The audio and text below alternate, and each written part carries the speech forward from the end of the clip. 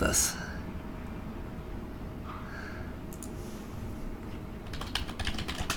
Flip this. Alright, there we go. Now it's back. Well, okay. Yeah, Baronian, we finally finished Team Wars. I got Nightbot back, so Team Wars is done. And alright, now that we've got some more people, yeah, let's get into the match. Start. We've already brought the match up. So we've got a good old Smarmy Mango versus Bry Guy for our first match of the day. I'm excited for this matchup. I mean, Bry Guy is just a legend, but Poncho plays a lot more these days. It's true, it's true.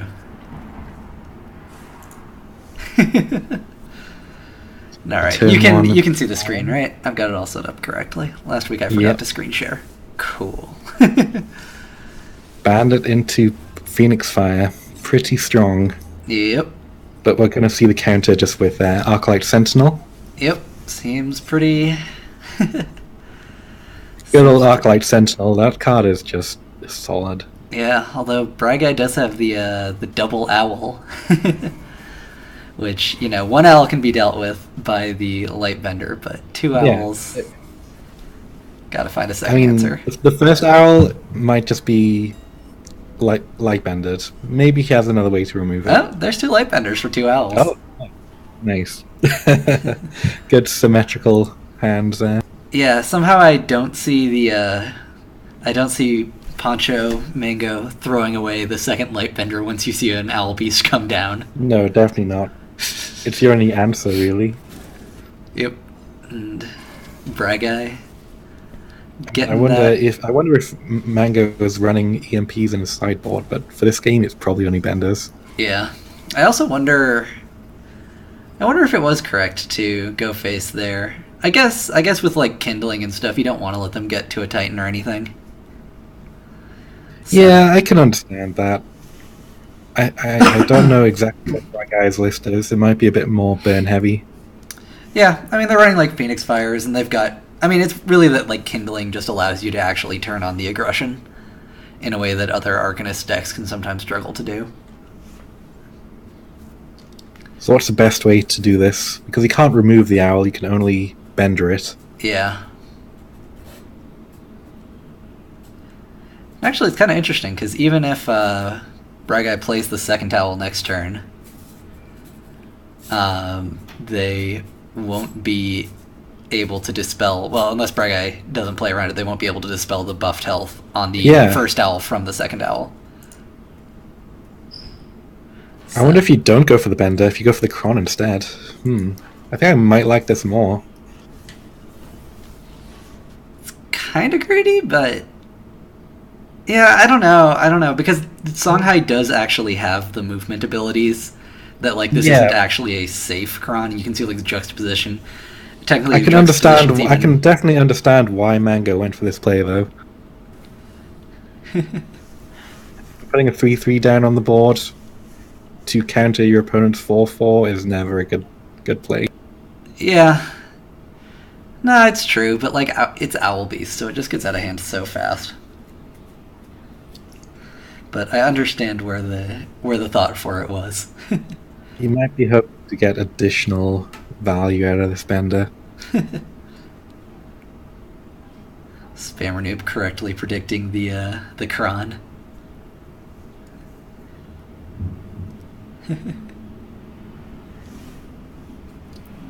And predicting the blowout with kindling.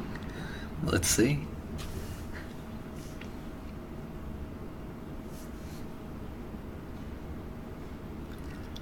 I don't know. I think you just have to take your safe trade, or your like safe dispels against Arcanists. I don't think you get greedy against them because they're better at being greedy than you are, like pretty significantly.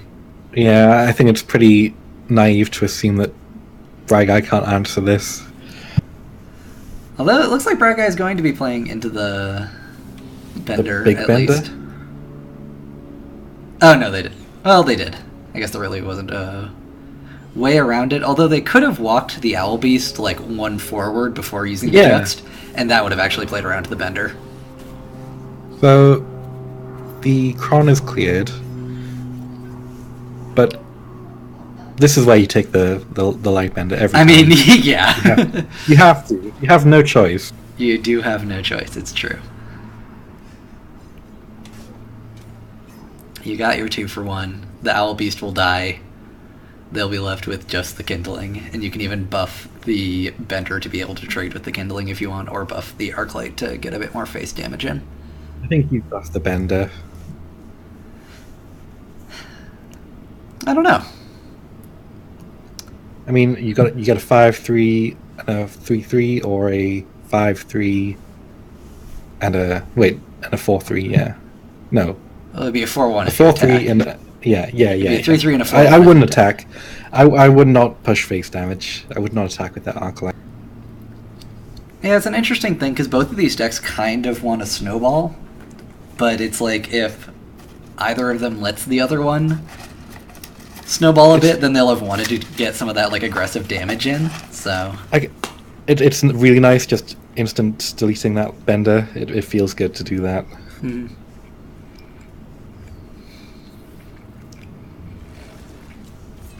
All right, going for the roar on the Lightbender.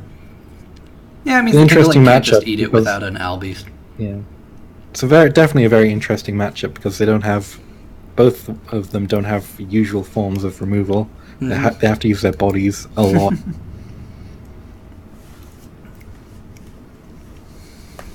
Yep. So you could Owl Beast, BBS, yeah. Kimori, is that that one? Kimori? Sparrowhawk, you talking? Oh, you're talking about the spell. I don't know what the spell's names are. I never ever learned what they were called. I mean, I don't play Songhai, so can't really claim to know myself. However, if we get a Vitruvian Lionar matchup, we'll be very good at casting that. I mean, hey, I know the names of most of the cards, just not the stupid spell sword. Yeah. The stupid useless Can you name all of Kron's minions? I guess not. I can't name. Nope. I can't name. I can't even name one. I just know Steve. Isn't there something like deranged prisoner? I don't know. I guess they all sound like that, but. All right. So yeah, the interesting thing is if you just use the Kiyomori, then you are going to lose the Kindling when you clear the Lightbender.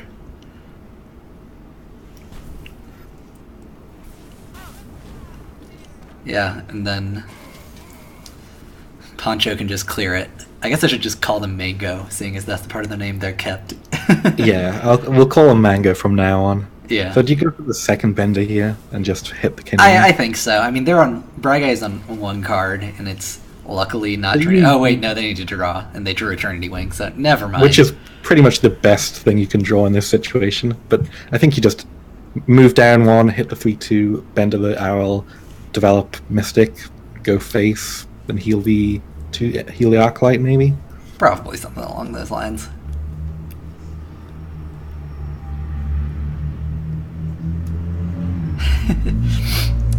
Well, Poncho, your Mango Senior has to start requesting some games if they want it to actually be confusing.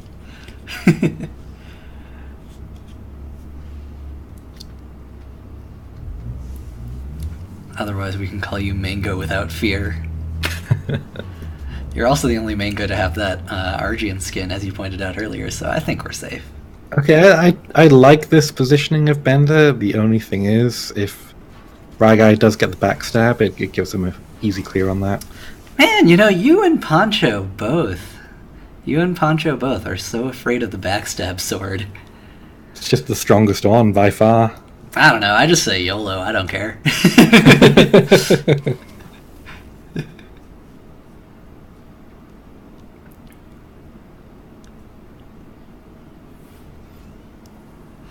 Alright, so Braga is probably just going to play a Trinity Wing and do some Trinity Wing stuff here. Trinity Wing, yeah.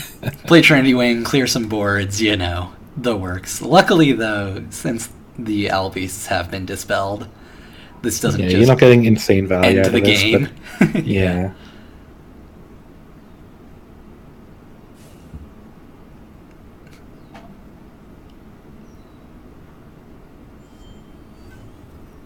Silly Poncho, assuming that Meltdown Town is in their own chat. Meltdown Town isn't watching their own chat. I'm watching this from my account. Gwahahaha. Alright, yeah, clear some stuff and then probably like heal up the Owl Beast. And this is looking pretty grim for Poncho. Yeah, no. You know, forget what I said about this not being the end. This may very well be the end. I mean, I guess Braga best thing to do. Braga doesn't have that much more gas after No, this. he's totally out of gas, but I think do you move back and develop a Kron or a... what do you do here? Maybe really you don't just know. develop the... Yeah, just like Celebrant, make a tile, walk onto it, develop the Iron Cliff between... between those two. You're the Owl Beast and the General. This doesn't play around the backstab, though. Doesn't. However, you do get to roar. That being said, you could have roared the Celebrant and put the Iron Cliff one down, but that would also leave you weak to the lesson of the dragon that heals. Lesson of healing or whatever. I think you want to buff up... Definitely want to buff up the Iron Cliff here, but that might just be my opinion. Does not appear to be Poncho's. And you know, maybe you're just willing to, like, take this hit. Like, you know, let Ironcliff deal 9 damage and soak up 10 damage and say that's okay. I just want that Trinity Wing gone, you know, because the longer it's on the board, it's just hard to deal with for Titan. Yeah.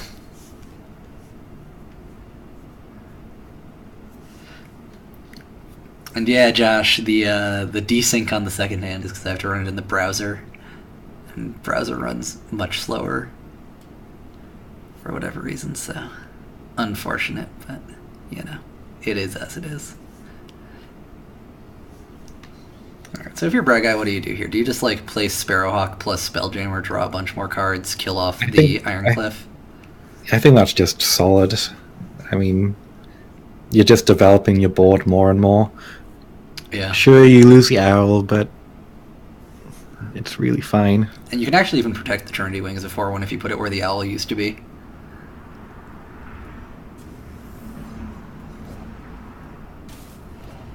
Alright, no, they're going to take out the Celebrant instead. And leave the Ironcliff. Oh no, they're gonna... Never mind. They can... Assassination Protocol and just kill it. Yeah. Alright, I like that.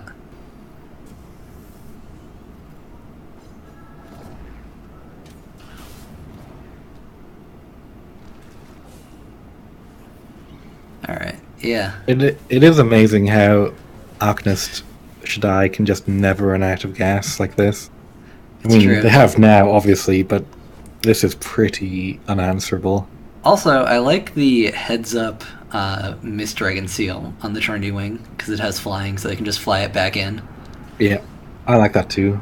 There is no way for Mango to deal with this Trinity Wing. I mean, well, there would be if they just drew a Sunbreaker. Sunbreaker would be pretty backbreaking, kill everything except the, like, 1/1 Mana Forger. They're left with 2 cards in hand, one of which, of course, is another Trinity Wing, but still. You know, a Sunbreaker would kind of swing this game quite a way. Has Mango replaced already? A good question. If they have, then this Kron is not really what they want to be playing. That's always the hard thing with Kron. Sometimes you really, really want to replace, but Kron is the best current thing to play in your hand, so you just have to play. Alright, they hadn't replaced at that point. Okay, you gotta remove some it doesn't of these. really help much. It gets rid of the Sparrowhawk. The heads-up MDS saving Bry Guy's Trinity Wing is pretty big as well. Yeah. Alright, so, well... Now, Yeah. Mango Yeah, taking this- advantage of the. Oh, there's the Titan. All right. This is still a game. I think. Does Braga have a full clear here?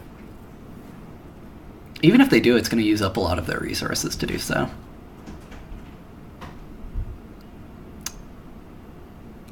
Like, I think they do have a full clear, but they Poncho's lose saying their- that he could have put the Kron in the corner and fully protected it from the Trinity Wing. You might have been able to do that, but at the same time, you'd probably just have it be opened up with the Spelljammer and the 3-power general. Yeah. 3 3-power general is actually pretty big here. Yeah. Because if you had moved it one up, you would have had to either move the Healing Mystic or... Yeah, you wouldn't have been able to actually prevent it. Pineapple, a full clear means just removing everything on the opponent's side of the board.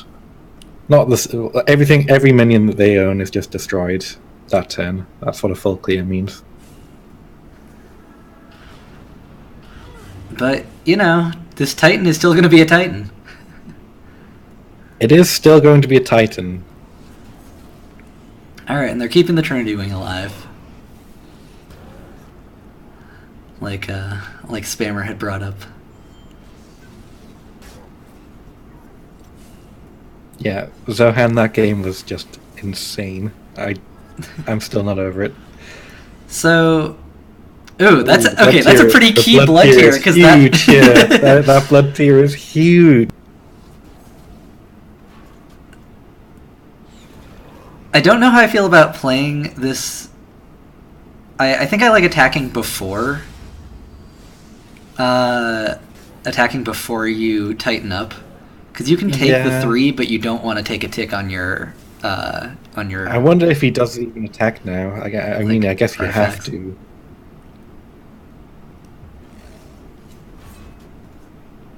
Well, I mean, you don't attack Yeah. now because you don't want to give them just the free clear on it. You want to force them to have something else, which they don't actually have at the moment. They have, yeah. Struggling to see. And that's lethal. So they do have to do something. At the very least.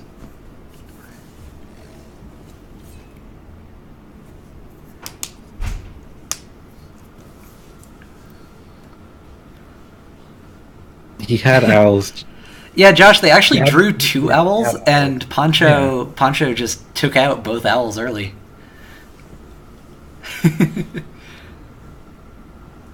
Yeah, no. They got the owls, man. They just don't know how to draw the 3rd one. So, you know, that might be the key difference here.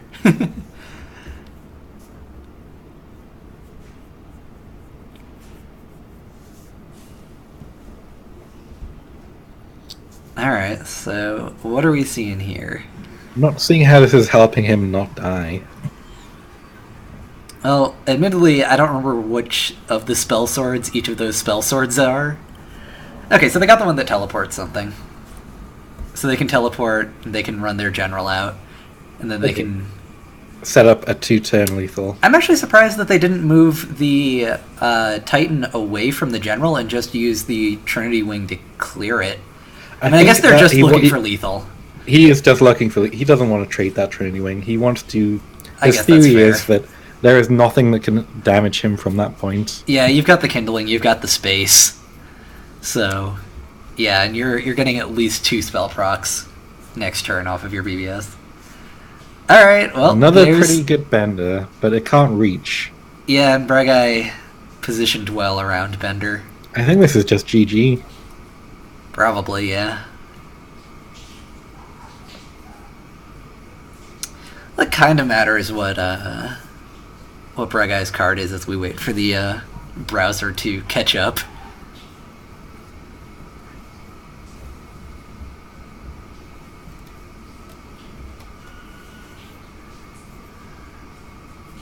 I think Shaddai is severely underrated. Yeah, no, I know that Freud had some very strong Arcanist Shidai play at the end of Team Wars. And during the normal season as well, they were playing the deck very well. I want to know if Mango is running Silver Garden Knight in this list. Surely you must be. I mean, yeah, I would be surprised were they not. Alright, second kindling coming down. There's a Sparrowhawk, and this is just that done. is a lot of lethal. Yeah, that is quite a few spell procs with that Chakri getting +3/+3 on every spell. Or +3/+1. I guess, same difference. +4/+2 on the Mist Dragon Seal. It's basically a 1-mana Killing Edge that also teleports. Ooh, and there's that ever important backstab. Which he did defend against, to be fair. Yep.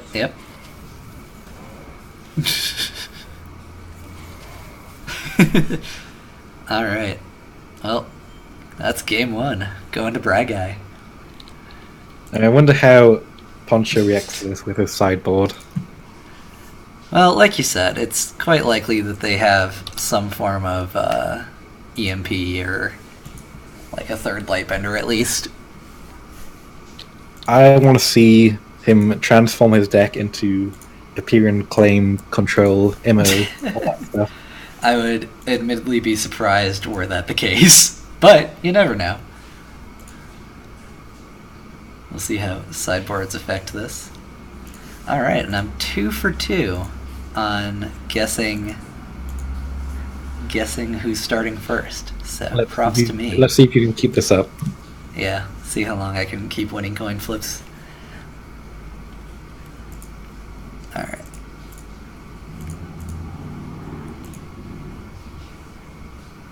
Bragai.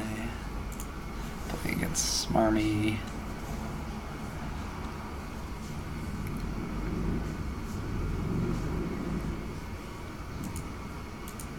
Alrighty.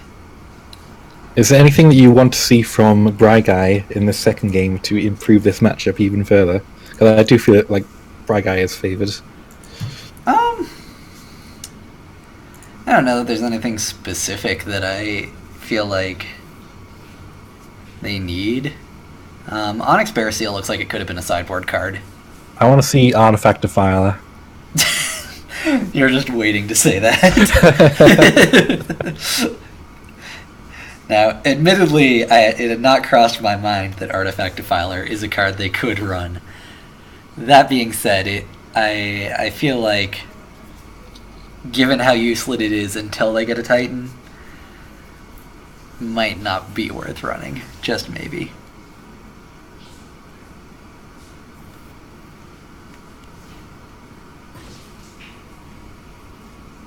So strong turn 2 developing the Dialtas. Yep. Yeah. And getting the Prismatic Illusionist within punch range, forcing it to run away. That's like pretty good. Mm-hmm.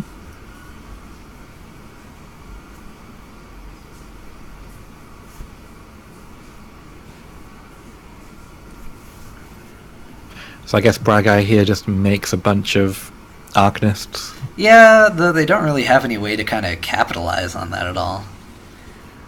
Like, the little Arcanists are all just sort of vulnerable. There's no Kindling to make them big or Owl Beast to make them sturdy. I'm sure we'll find one or the other eventually. Oh, whoops, I forgot. I wonder if Poncho has a good Lightbender here, which it seems to me that he does.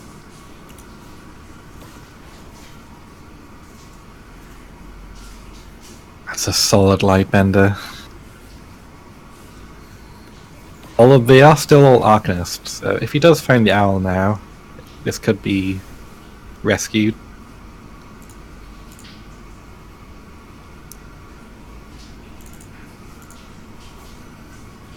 Are you still with me, Hacker? I am. I'm trying to catch up Brygai's game at least a little bit, because I realized that it was around 2 turns behind, because real time had not been ticked up for for our primary game. So I'm trying to get it reasonably within range, so we can have a little bit more of an idea of what Brygai's hand is. Ooh, the backstab, Kotetsu. Once again, getting that perfect RNG.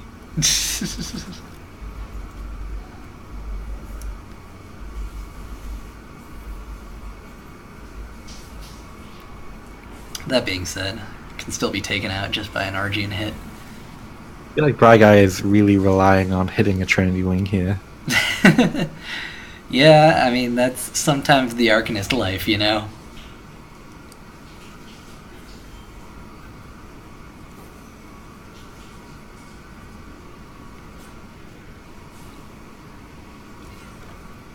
Alright, Poncho here with the backup Titan. Backup Titan, For when, yeah.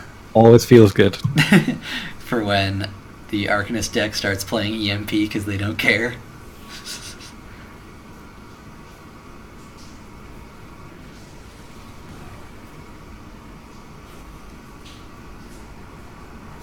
So you really want to develop the Iron Cliff, but you also really want to use the Blood Tier.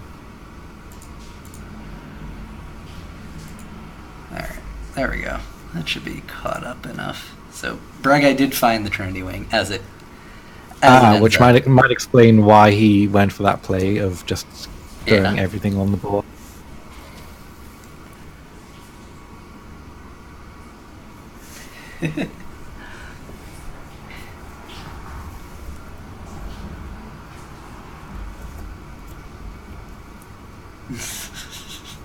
Damn, you're getting burned in chat, by the way. I'm used to it.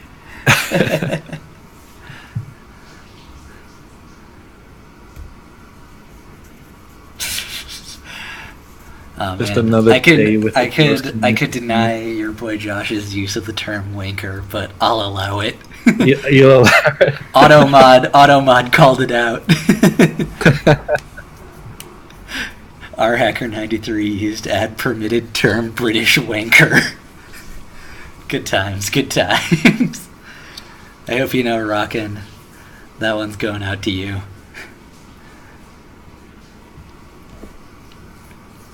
Alright, so here you play your Trinity Wing and get 1,000,000 spells in hand. Then, I'm guessing Bragai will follow this up next turn by playing Kindling and playing 1,000,000 spells, and making all of their existing Arcanists very strong. Why do I get the impression that you're not a fan of this deck? I actually am. I quite like Arcanist. There's like a lot of moving pieces for it.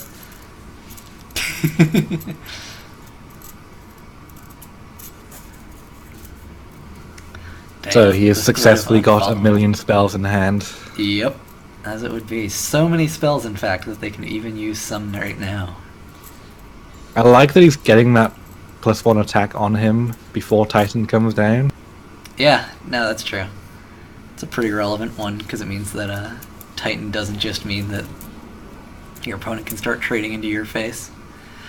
Although, really, Smarty doesn't have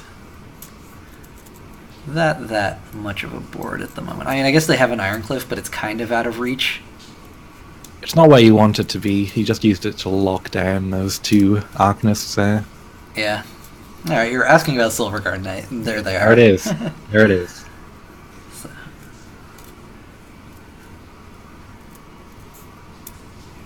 Rivrath just throwing shade, saying that both of these decks are totally brain dead.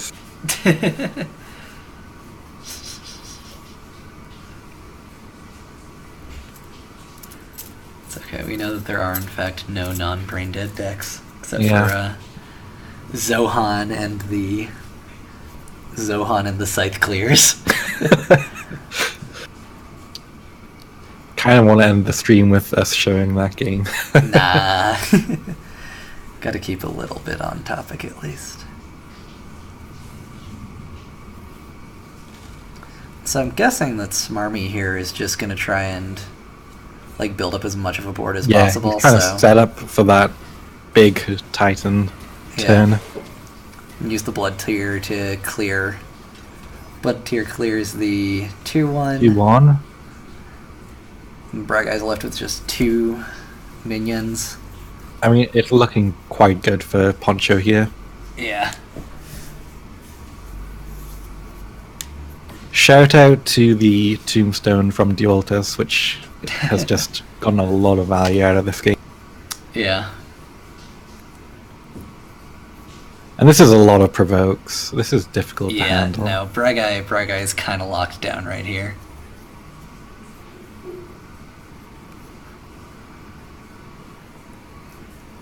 I mean, you can clear both the Tombstone and the Silver Guard with Kindling, MDS, and Assassination some Protocol. other. Yeah, this is like a pretty big turn for Bragai.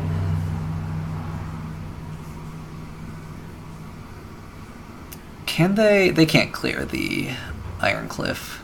I don't think so. No, they can clear the. Well, no, they could. important They things and run can. away. With kindling 3 spells on the Trinity Wing is enough.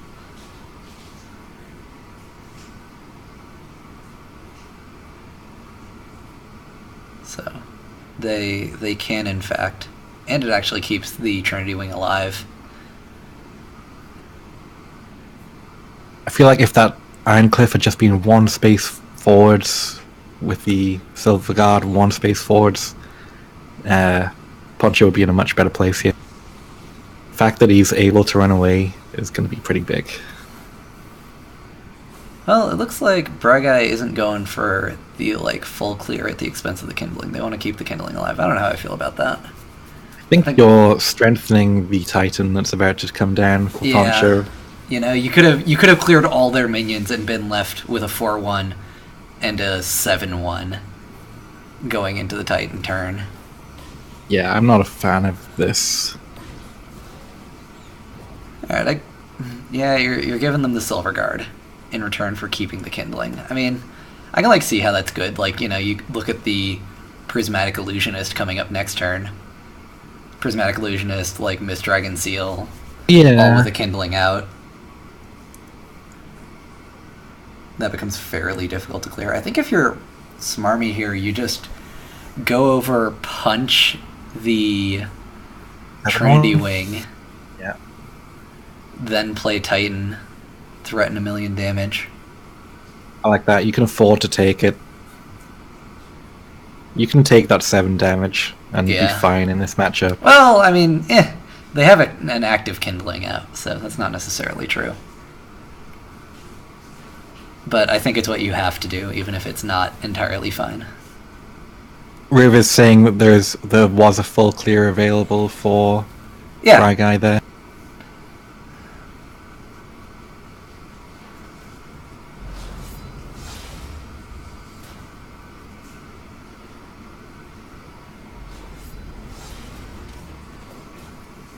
Ah, gotcha. So they could have full cleared and kept the... Dang, Riv. Given that in-depth analysis.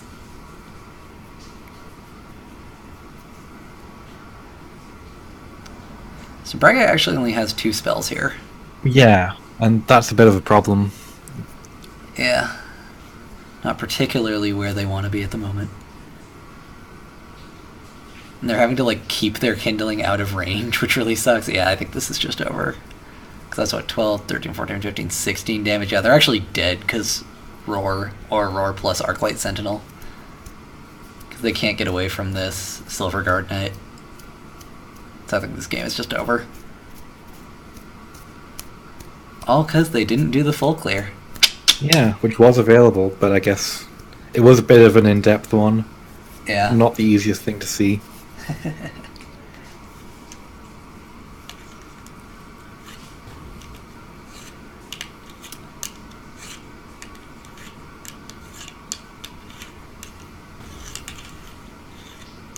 Okay, yeah, they can teleport it. They really want to keep the... They really want to keep this kindling alive over taking out... Did Poncho have the ability to stand behind that Silver Guard? Because I would have turned off that play as an option.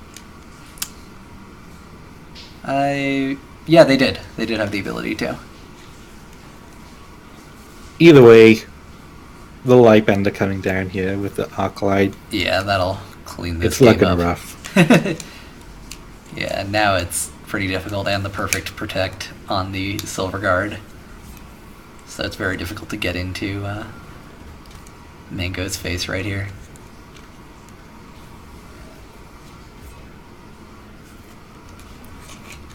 So yeah, there's little details, if this Silver Guard Knight hadn't been here, that could have been a whole different game.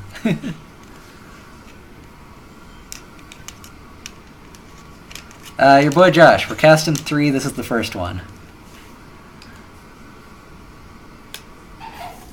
You hear a Rubik's Cube. Yeah, our hacker is just simultaneously casting and solving Rubik's Cubes. Yeah, I don't know what's making a Rubik's Cube sound, but...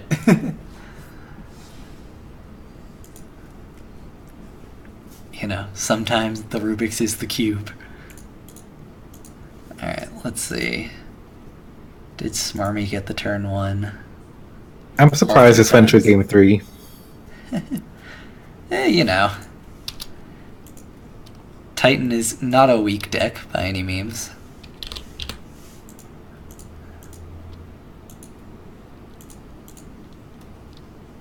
So, I'm not terribly surprised that it goes to game 3.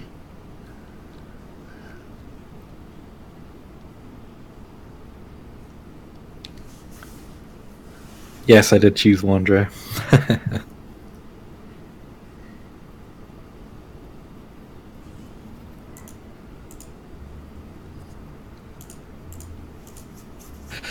Okay, give me 1 second. I will try and fix my microphone. Everyone is complaining. It's odd, because your mic isn't actually seeming like it's that bad over here, but I need to get the games up anyways.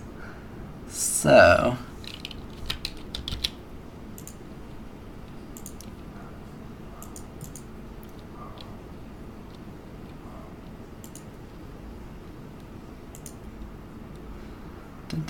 let's see. There we go. It's all set. Hopefully... Icicle / Jason / I will win MDL / I will lose MDL / duelist official, etc., etc. We'll be back with a fixed microphone soon enough. I am hoping that is a bit better, but that is the best I can do. I can't say. Sounds the same to me, but sounds like it was not as good for the rest. So, let's hop into the game.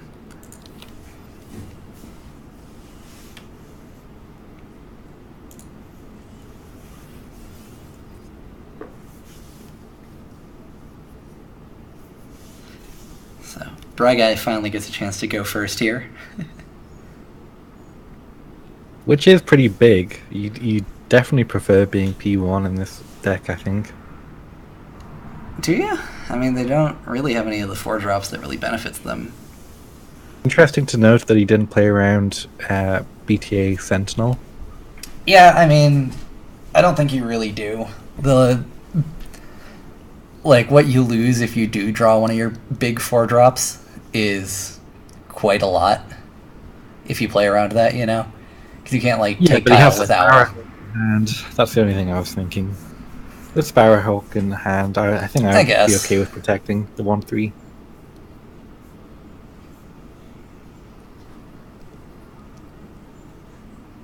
But it's definitely a consideration, however, it's not one that ended up mattering, as there's only the Arclight Sentinel.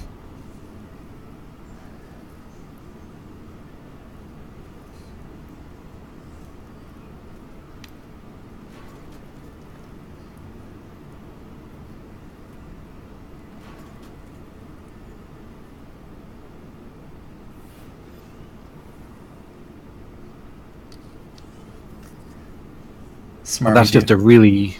I mean, it's not a weak turn 1 from That's a manga, weak turn 1. Yeah, it's pretty weak. It's not what you want. You want a Silver Guard at least. Yeah, well, obviously you want to play your 3-drops. But even 2 2-drops might even be better.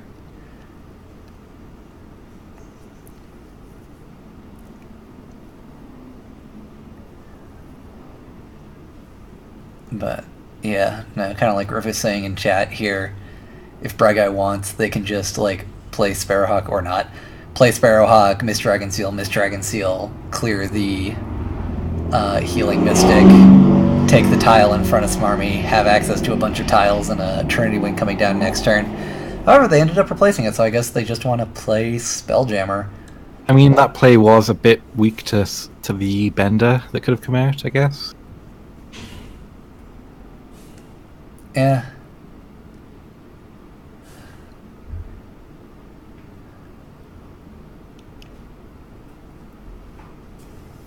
No, they're going with the Chakra avatar.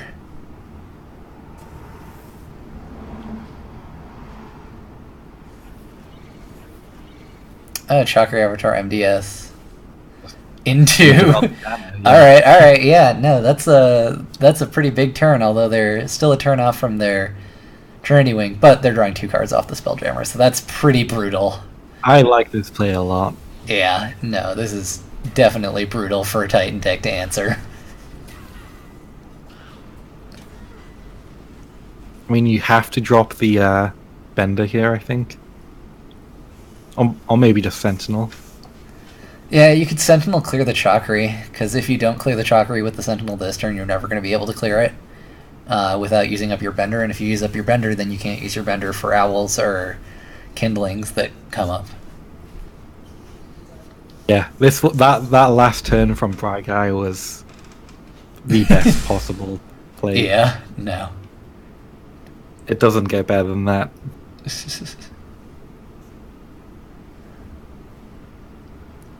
Alright, so yeah, Smarmy has fewer options. Basically deciding probably whether or not to play the Blood Tier just as a body. Like, you know, how much tempo can you afford to lose here? That's a hard one. I think you almost have to. But it's so bad. No, they're just choosing to play out the Lightbender on curve, saying, well, guess I have no answer for Owls or anything. Although I'm still not a huge fan of this. I think if I'm going to use a single card, I think I like using the Arclight Sentinel and not worrying about the Mana Forger. Yeah, it's even a better body to line up with the Jammer not just clearing it for free. Yeah.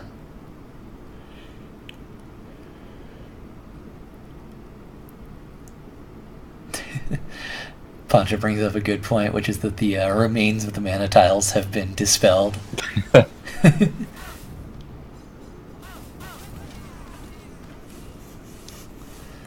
And this is a pretty weak turn from Guy, to be honest.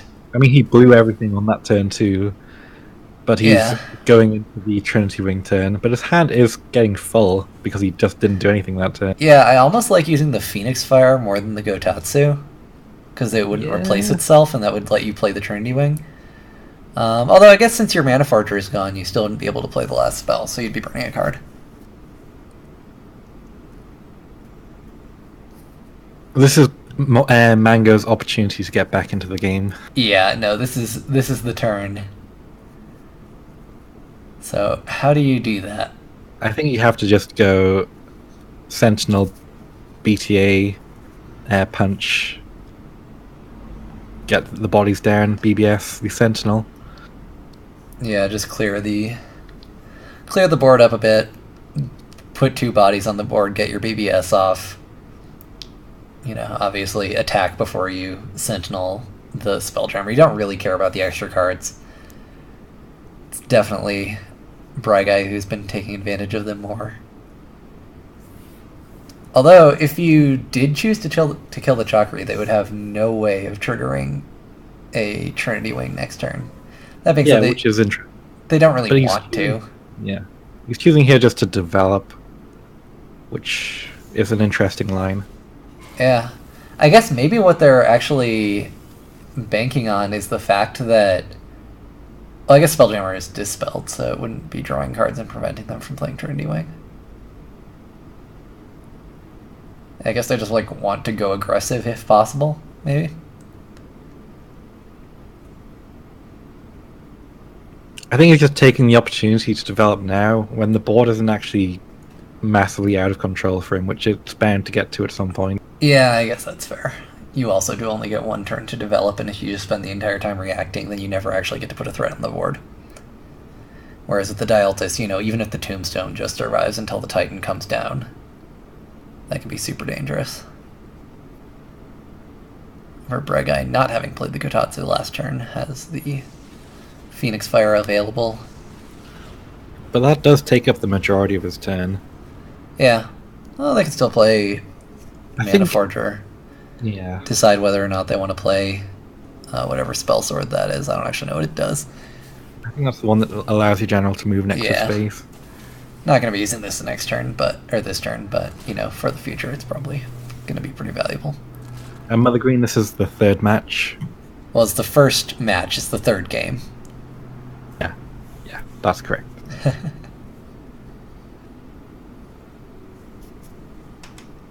Small but important differences. How do you feel about developing the Sunbreaker here? It's not bad or great. I mean, I guess the just force field body is like annoying to get rid of. You do take out 2 of their Arcanists, or 1 of their Arcanists. Leave the other one as a 1/1. You want to be going into your Titan next turn. I don't know how I feel about provoking the general here, because this means that Bragai can just clear the Tombstone if they want. Yeah, with the... I mean, I guess if you were planning on playing Sunbreaker, it would have been cleared anyways, but... Another Dieltis. Yeah, I bet they're going to go for the second Dieltis.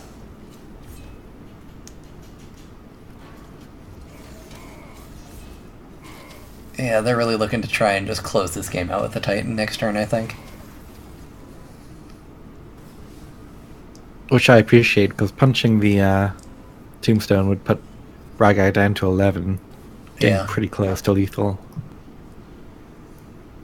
Like, if Bragai just stands here and punches the Tombstone and then takes, like, well, 11. I guess not 11, especially not if they place a guy in between.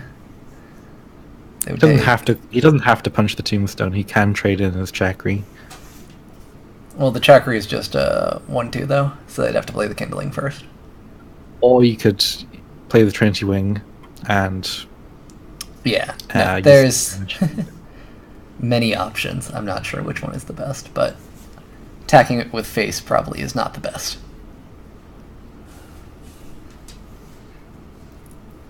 Alright, they are going for the Trinity Wing double spell.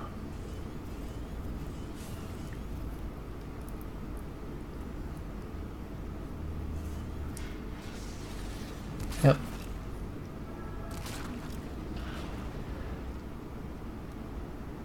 And there's the Kiyomori to run away from which the is Dieltis. pretty huge. Yeah. That Kiyomori is really giving Mango a lot of problems. Yeah.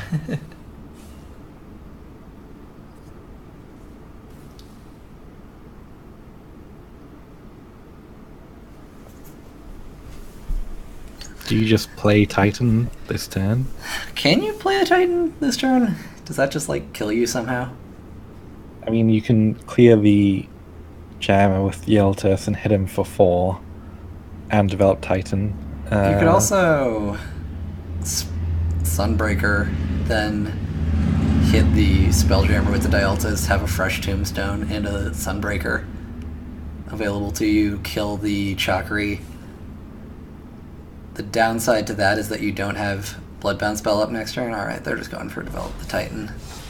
I think it's the strongest play available. Normally Titan is the best thing to put down on the board. Yeah. Though moving within range of this Chakri is actually fairly dangerous because of the fact that there's that Kindling in Bragai's hand, so that Chakri actually represents quite a bit more damage. I mean, you have to get the 4 damage in here. The question is, do you just lose to a Kindling plus Bloodbound spell? Well, there's the Owl. Bit late, but he's here. He's turned up.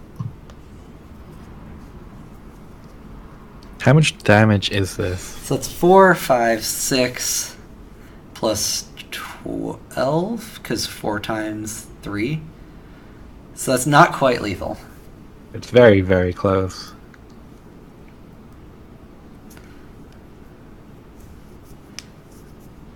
Yeah, I think I agree with CD, where I think that forcing the Tombstone, like if you hadn't protected the Dieltis and tried to get a Tombstone to spawn on Shidai, it probably would have been better, because that would have been a huge Tombstone. Alright, Bragai, it looks like, is just going for an Albi Sage.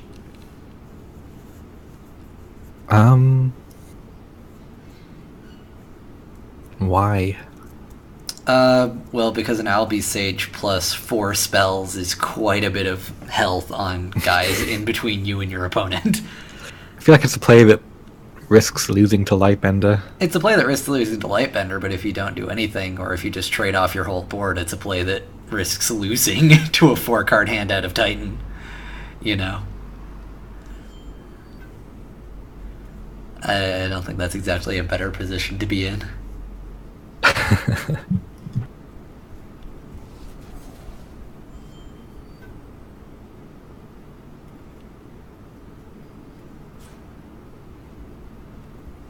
Alright, so Owl Beasts versus Titans.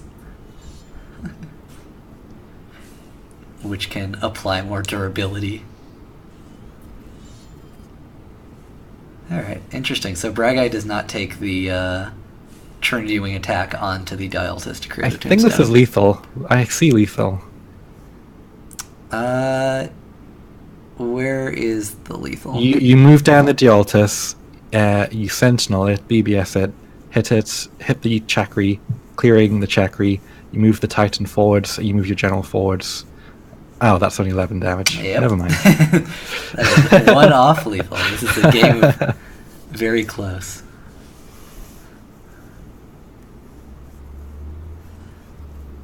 Although No. You don't need to Sentinel. You just need to.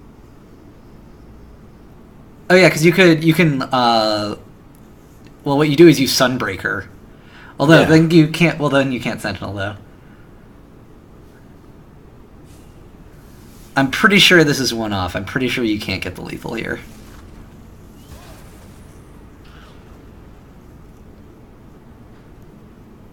Spammer, Sunbreaker Sentinel BBS doesn't do it because you have 8 mana, not 9. Is that a mistake from Mango there? I believe that was a mistake from Mango, yeah.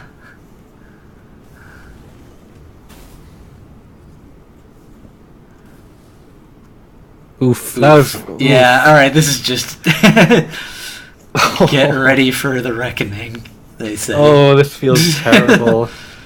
Yeah, that feel when you get punished or something.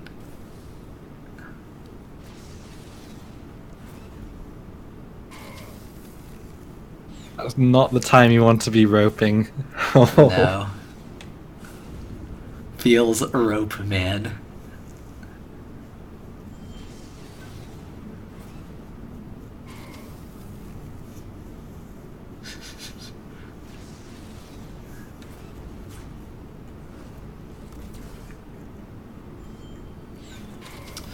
Riv, would they have? Would they have won the game if they didn't miscalculate that? I don't know. Regardless, yeah, that's game. GG to Bragai. An incredibly close game there. Yeah, I know. A bit of miscalculation going on there at the end.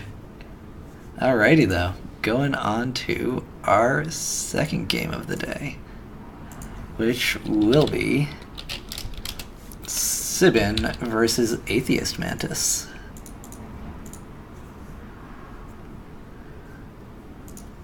Alright, let's see how I do in the department of guessing who's going first.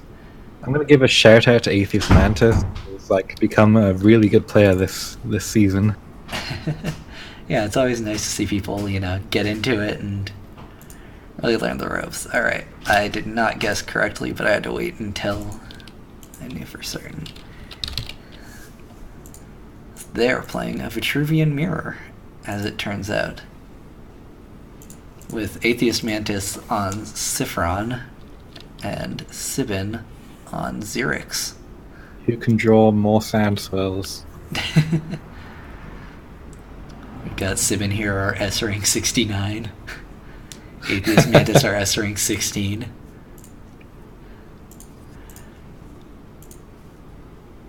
Alright. Let's go grab Sibin.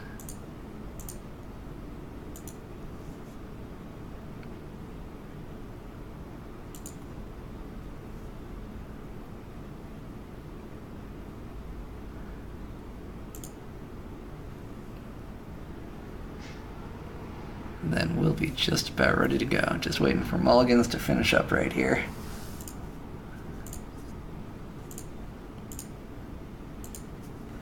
Alrighty, let's go over. So you're talking about how Vitruvian might be easier for us to know the names of everything. Well, here we go. Vitruvian Mirror.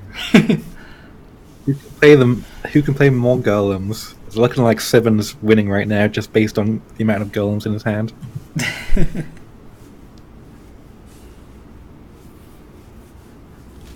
Riv, I think you're wrong. Sibben is not the best card game player in the world. Sibben is, at best, the second best card game player in the world, as that's their entire thing, if you remember.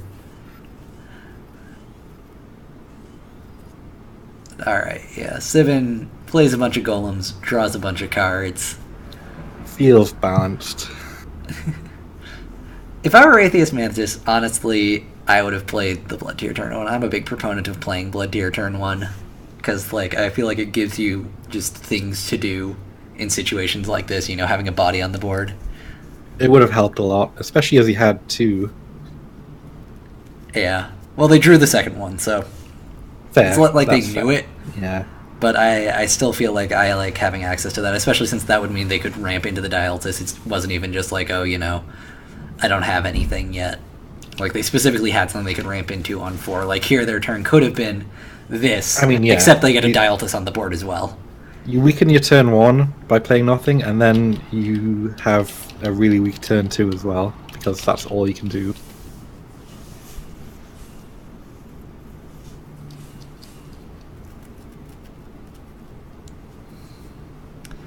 Yeah, like, even if the 4 did get denied, Spammer was bringing that up, even if the 4-drop did get denied by Sibben chaining onto the tile, Sibben wouldn't have been able to use that extra mana, and they would have been able to trade off the Dream Shaper. It would have made things more awkward for Sibben. So, as Sibben is playing a more aggressive list, like, this is exactly where he wants to be. Just total board dominance, full hand, full of burn, and Second Wishes is really good here. No, Scion's Second Wish is so awkward to deal with at times. Like, do you really want to use a Lightbender here? I mean, what else do you do?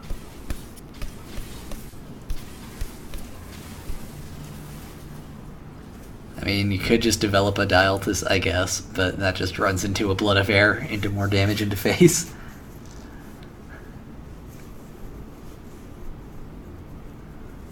I really think you have to just drop the Bender, because anything else is just going to, like you say, just get Blood of Air. You have to assume that they have it. But, like, what does Lightbender even do? I mean, you might even consider just conceding to conceal information. Yeah, maybe it's slightly... Conceding here is strong. Maybe it's a strong concede. Maybe it's a little bit much, but...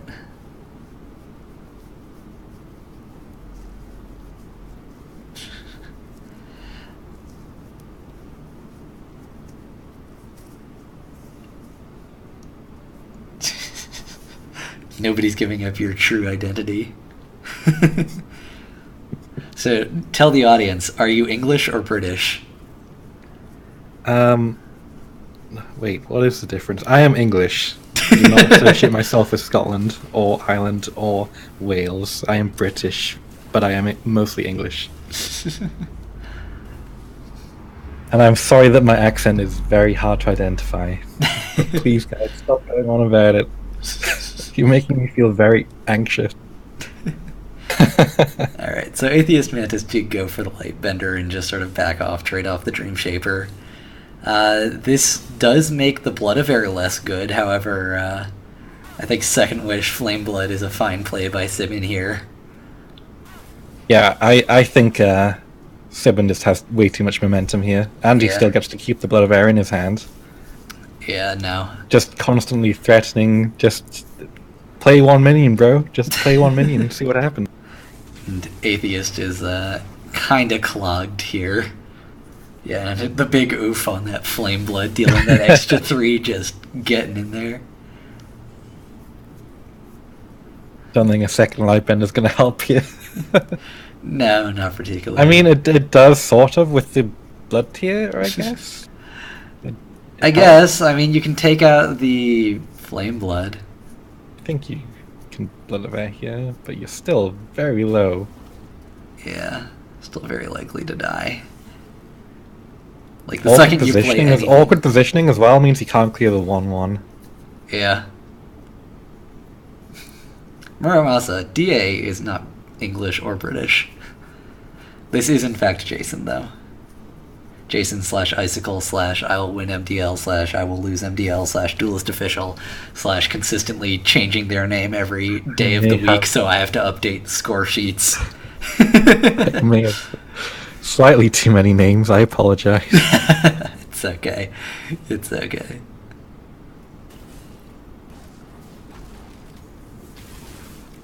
Yeah, no. I mean, Sibin's play this turn is slightly unimpressive, or not so much as they replace the Blood Tier into a Flame Blood and can put Atheist Mantis down to 1. I mean, you don't play here, do you? I guess you do. Yeah, Poncho, who would ever force me to change the sheet? Who would ever do such a thing, Poncho Mango? Who would change their name to Smarmy?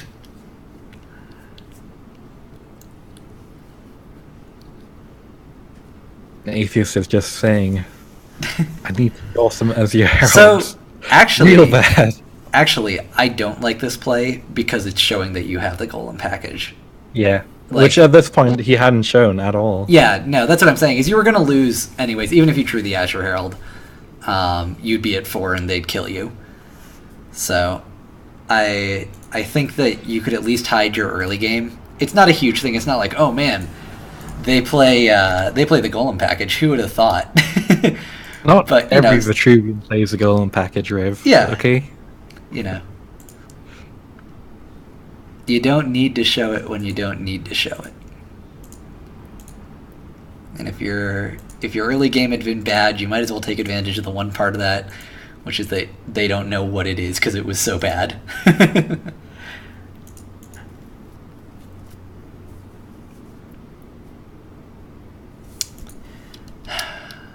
I would argue that playing the Golem package doesn't immediately mean you are trolling or not playing it.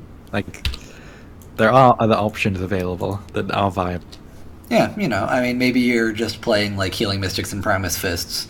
Maybe you're doing some weird Obelisk hybrid thing. Like, there are options.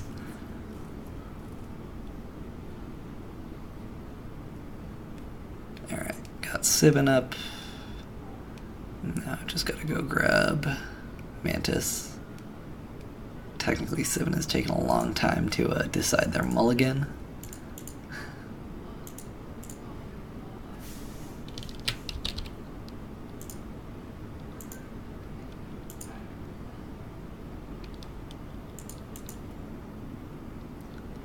Alrighty.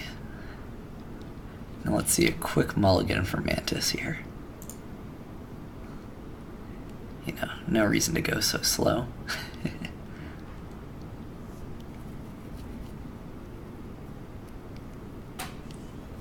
Alright, pretty fast, pretty fast. And then... Alrighty, let's get in here. So this time it is Atheist Mantis with the Metallurgist into Dreamshaper turn 1. Okay, I am back. Sorry, I was just letting my cat in. So Atheist has the player 2 this time, which is strong with the Golem package. You generally want to be going player 2. I actually really dislike Sibin playing the Metallurgist here. It can get punished, and if you just have a Dream Chaser in hand after that, it feels really bad. I don't know, like, what, are you going to not play your 2-3 in case they spend their entire turn going Rasha's Curse First Wish or going, like, Blood Tier, Blood Tier, Blood Tier? I heartily disagree with that. I may be very, like, conservative with my golems. Nah, you know, you'll find another golem. What I don't like is I think that Atheist should have taken the bottom tile, not the top tile. Yeah, that not just taking mana. the bottom tile is just a misplay.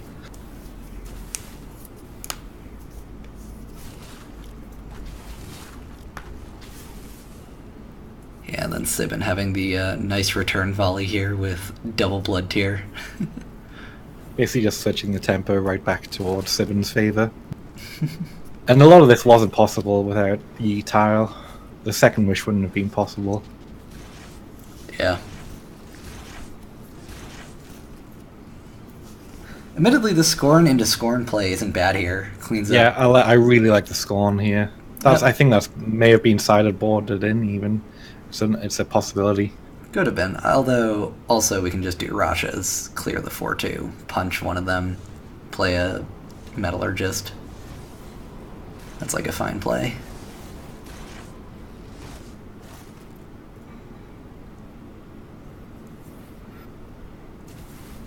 Sibben's hand is not looking so great here.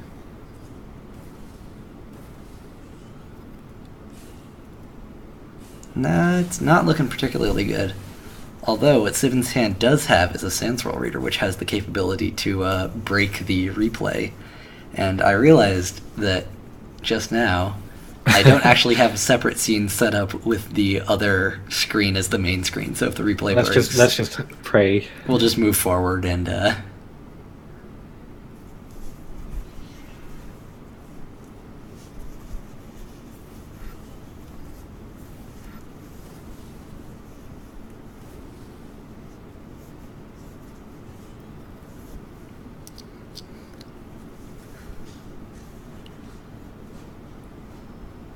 So another good Scorn here. yeah, just Scorn, clear the board. Can Scorn out of reach of their general. You don't even have to lose your Metallurgist. Yeah, no, you can BBS the 3-3. Then your Metallurgist is left as a 2-1. It's a solid play. You don't have a grapnel or anything just yet. I guess the BBS isn't even relevant for grapnel just yet.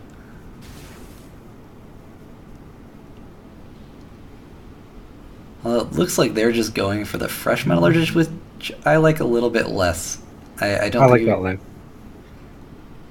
Yeah, go for the BBS. Do it. Do it. There you go. Get the value when you can.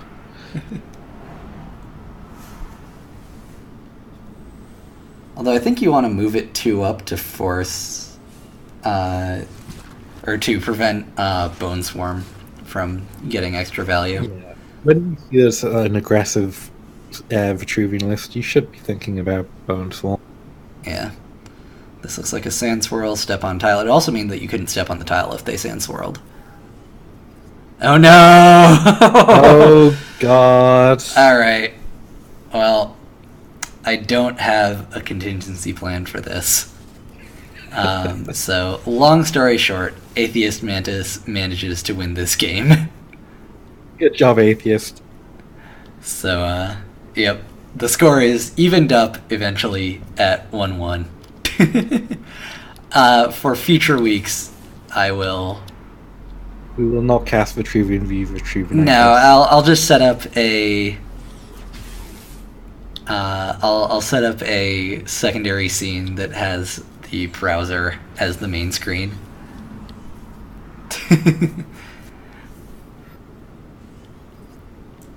So, yeah, no. This is a shame. GG game. GG.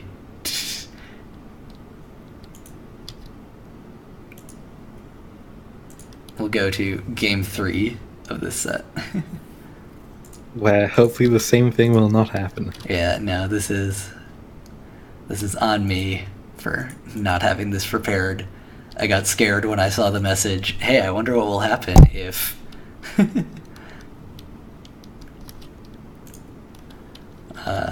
if Sand Swirl hijinks happen.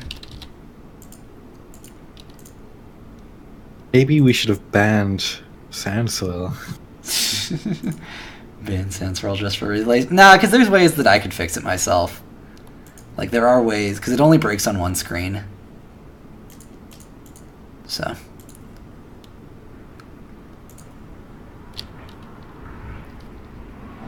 So, I could have fixed this. This is something that will be fine in the future.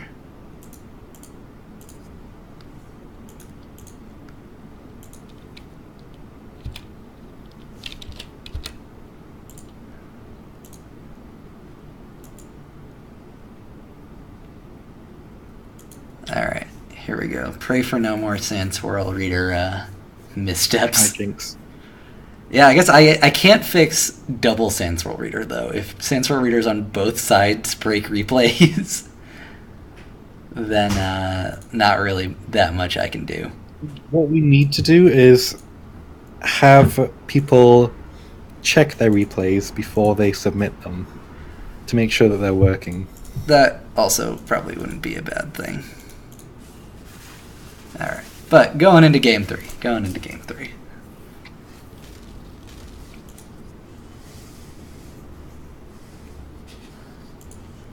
Okay, so Atheist Mantis has more golems per card, so it's looking pretty good for Atheist Mantis right now. That's true. And with the Celebrant Start even opening up more mana tiles. Rivrath, explain to us why you dislike that Celebrant mana orb placement. Also, as a note, just about the checking replays thing, if you're going to check your replays, you have to check the replay from both your side and your opponent's side.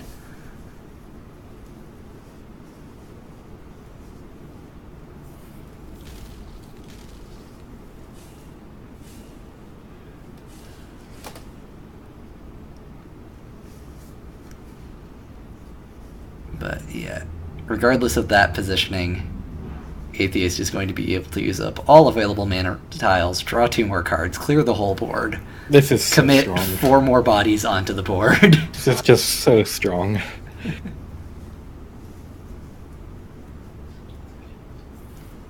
And I will say, as a thought to the positioning up there, it allows you to play more defensively while still contesting tiles, especially if Sibin does something like a really aggressive Golem start.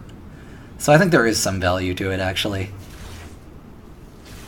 That being I said, appreciate that this isn't playing into a massive Bone Swarm, yeah. which is nice.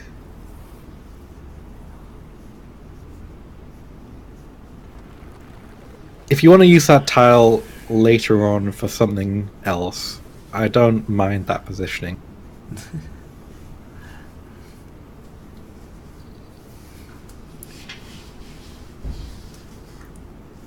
Yeah. Well, I guess here you probably just develop a Dialtus.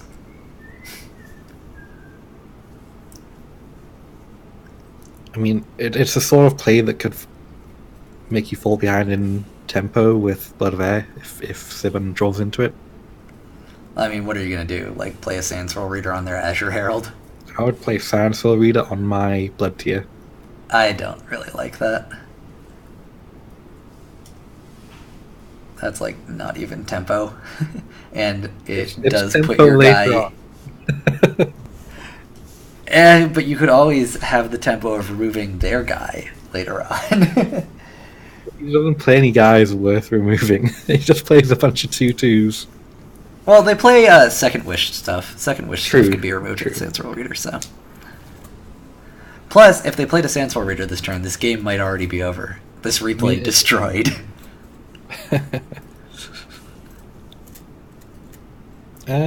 Trying to play a bit around Blood of Air, I guess.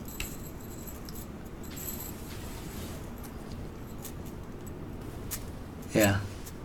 And a bit around Bone Swarm, though not a ton around Bone Swarm. I don't like the positioning on the Blood Tier. The No. Blood Tier can be taken out by the Azure Herald or Bone Swarm, either way. I've been discussing with Atheist Mantis a bit on the positioning of Blood Tiers, how it's valuable to keep them out of the reach of things, just force some kind of resource to be used. Yeah. But Sibin was just like, nah, I'm going face. I'm gonna. Yeah. Well, I mean, that's what Yeah. their deck does. Their deck goes face. And they have the Bone Swarm into Blood Tier to clear the Dialtus' body. And they've got the Second Wish to power up their Azure Herald.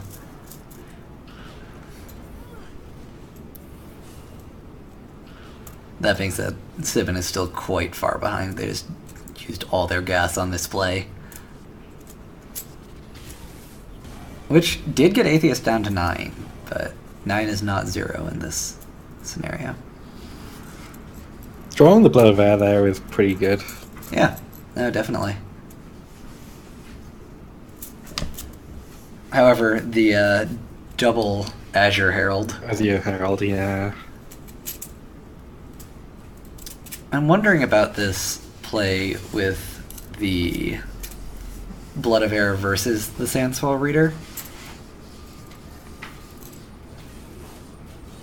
Because it does keep Sibin on, like, one card, which is kind of nice. I like that. I think there's value in that. If you keep him at one card a turn, I think you can outlast him. Yeah. What I don't actually like is this, because it opens you up to the Blood of Air. I like moving 2 back and moving this Tombstone behind Sibin. Yep.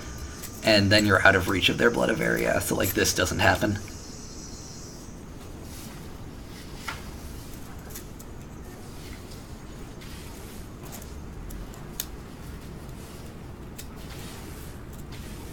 Sibin's still on one card here, though, and double Azure Herald, double Sandsfall Reader right over here. It's a strong hand right there for what Sibin is trying to do. Or for what Atheist Mantis is trying to do, which is survive. Alright, Sandsfall Readers all around. Here we go. Let's break the replays. Yep.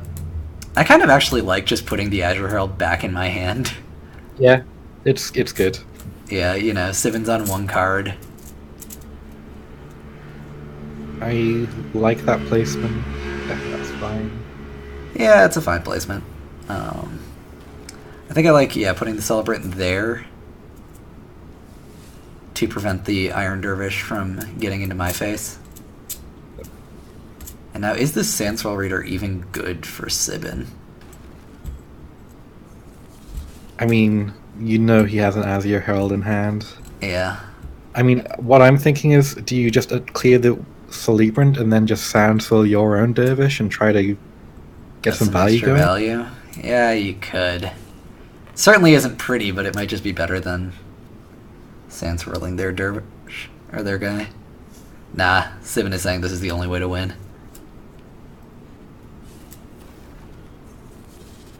Alright, it looks like the replay didn't break this time. Sandsfall Readers have appeared on both sides of the board, however, the show goes on. I feel like this is Atheist's game right here. Yeah, with 2 Sandsfall Readers. Or 2 Azure Heralds. That's basically all they want. They can even drop themselves down to 2 here. I think it's fine. There's no single card outside of like a Monolithic Visions, which would be admittedly a huge surprise.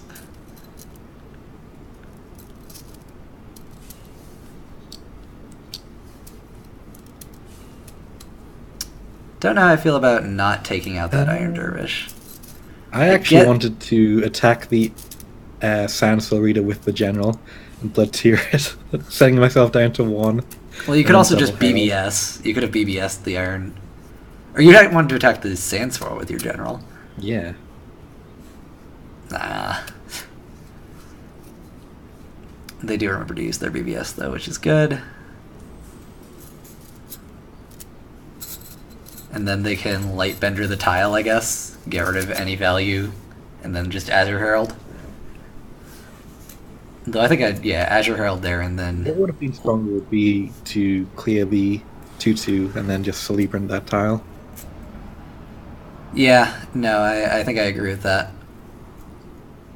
But they're obviously wanting to keep their life total as high as possible.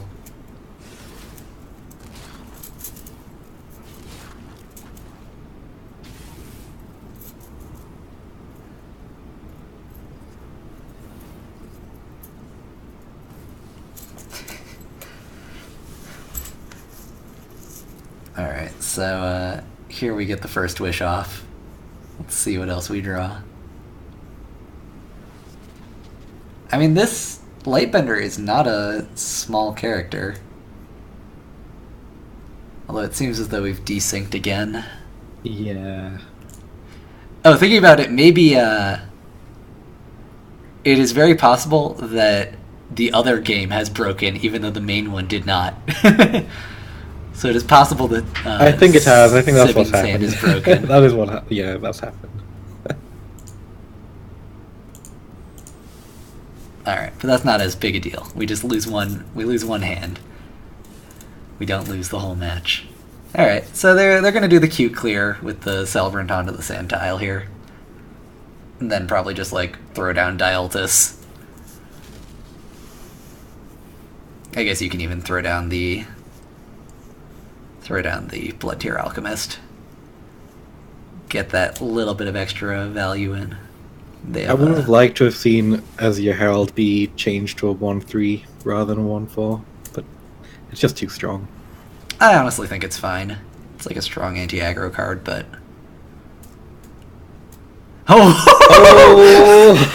It did in fact happen. The sideboard is Monolithic Visions. Alright, well we can't see what's necessarily happening with it. Actually, no, Simon's trying to do stuff, so it seems like it's just far behind. Alright, well it'll be a surprise for us all for right now. However, this doesn't seem to be quite what Sibin wants to be doing, but this does change the tempo of the game pretty dramatically. As, I wonder if he got the second Monolithic Visions off of that first one. Oh, he's got the draw as well. Nice.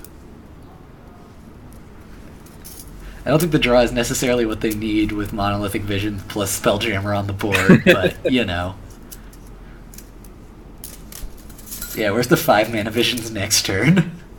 Really, though? I love 5-mana Visions. It's the best card in the game. This is true. Or it is better than any default existing cards. Alright, a Simulacra Obelisk to preserve a little bit more life. Burns a Blood Tier. The real interesting stuff is what happens this turn. This whole turn. Is this lethal? Is this lethal? Yeah. 1, 2, 3, 4, 5, 6, 7, 8. I think you can put them to 1. 1, 2, 3, 4, 5, 6. Yeah, you can deal 8 this turn if you use Blood of Air. I think that means you play Scorn, not Blood of Air. Yeah, because Blood of Air is something reliable. Although, admittedly, if you play the Blood of Air this turn, then you can just play the Scorn next turn, and no matter if they're nearby in it by a minion. Yeah, maybe the Scorn is more reliable. Yeah, and the Scorn looks like you're like committing a body to the board, you know? Alright, so they're going for the you don't have healing. Vitruvian doesn't get healing off of Monolithic Visions. Yeah, the buildings don't build, if I remember correctly. It depends which one you get, doesn't it? Well, why would buildings build? I remember there's something you can pull that just doesn't work. I honestly don't know what you're talking about exactly, but... I'm pretty sure the blast guy just doesn't build for some reason. It's just a very specific bug. What, if you get the blast build minion off of Monolithic Visions, it won't build? Yeah, it just won't build. Weird. I have not experienced that before, but... Regardless, this building didn't build because it got turned into a Wind Dervish. Simon's gonna have a pretty good turn here. I mean, Simon's just gonna have to have an Azure Herald here. Amongst other things, they need an Azure Herald.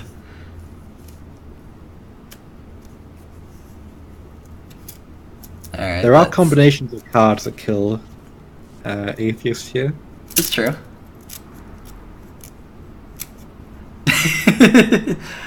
Dominate Will on that poor little heartbroken Azure Herald. The Dominate Will is not one of them. No. Alright. Let's see if they actually play around the second Blood of Air, though. I don't think it's possible. As long as they don't BBS. Yeah, so they're just playing another Spelljammer, so... No, but the Azure Herald is in range. Well... Oh, yeah, because they had to Dominate Will it, so... Yeah, Dominate Will Orb Rider would have been pretty sick, I gotta say. Orb Rider off of Monolithic Visions for 0 mana, closing out the game. Alright. Well, GG. Atheist Mantis fighting through that actual Monolithic Visions. I think in Game 3, Sibin just ran out of gas way too quickly. Yeah. Actually, I think that was a pretty key Psychic Conduit as well. You know, it was actually able to. It was actually useful. But I think many other cards would have been just as useful there. Yeah.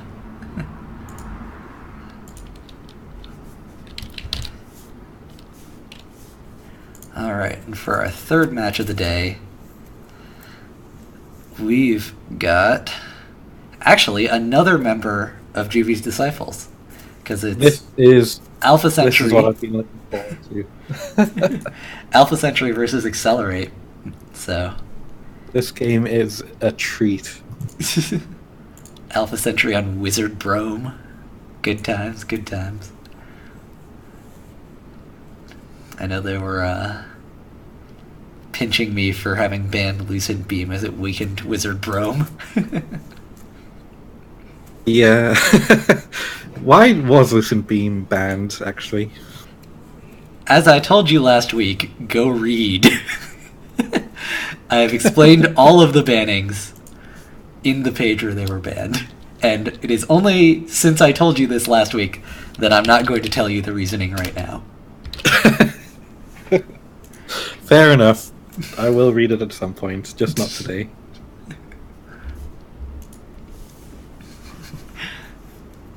I would probably bet money that you won't read it ever. And I would probably bet money that you ask me about another banning at some point. I would put money on both of those things. You make it sound like I'm predictable. Well, we're starting this game, so we'll see how good you are at predicting. Well, I've already watched these games, so I should be very good at predicting these games. You'd hope. Alright, Alpha, going with that ever so common Wizard Brome past turn 1. And I will first of all point out the Portal Guardians are a huge problem for Alpha Sentry in this game 1, because he is not mainboarding Martyrdom. So interesting. He has just nothing. Well, they've got EMP. They had EMP in their opening hand.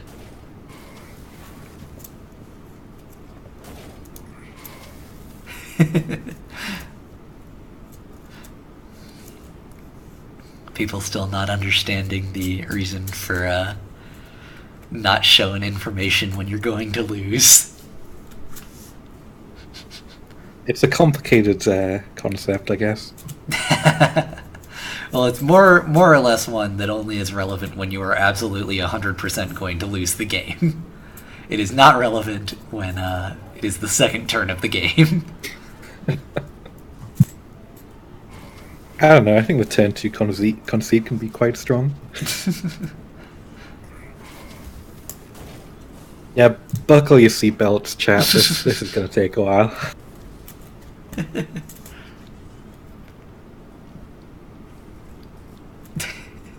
Yeah, if you need to go grab a drink or something, Wizard Brome does not like to move fast, win or lose.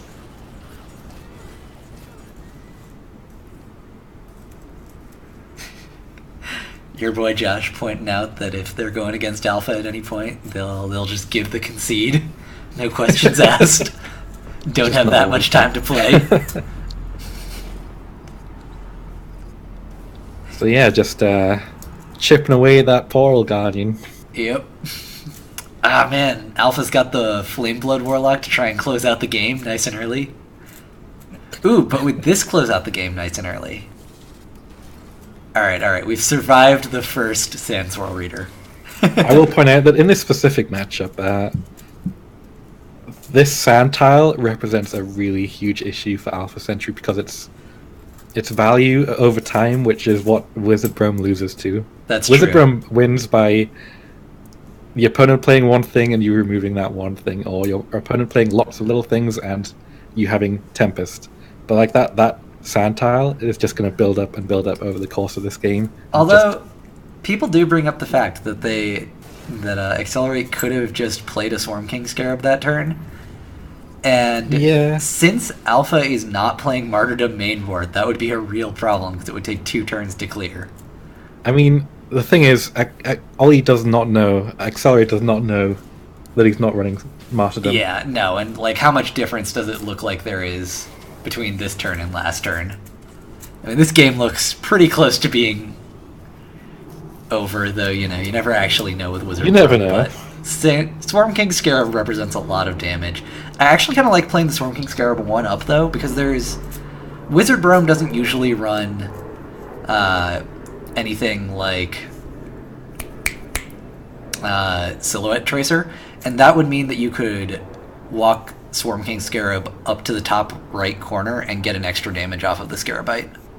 Actually, in the game one where you're not sure what your opponent's running, I would have preferred to have him placed diagonally above his general to play around Decimate.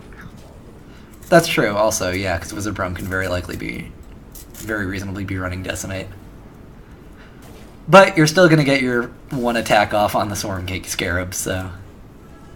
I mean, yeah, it's going to suck for Alpha Sentry this turn, but he isn't dead, and he will be able to clear it next turn. Also, the wishes on the Swarm King Scarab represent a bit of a problem, because if they had chosen to second wish the Swarm King Scarab as well, then it would have actually survived even double Tempest. I wish Ollie accelerated second wish that Swarm King. There's no reason not to, in my opinion. You have drawn your hand. Although, maybe their hand is just significantly farther behind. No, they're not even that far behind. No, they have a second wish in their hand. They're just choosing not to use it. Even second wishing a Scarab, I guess. Maybe. But, I don't know.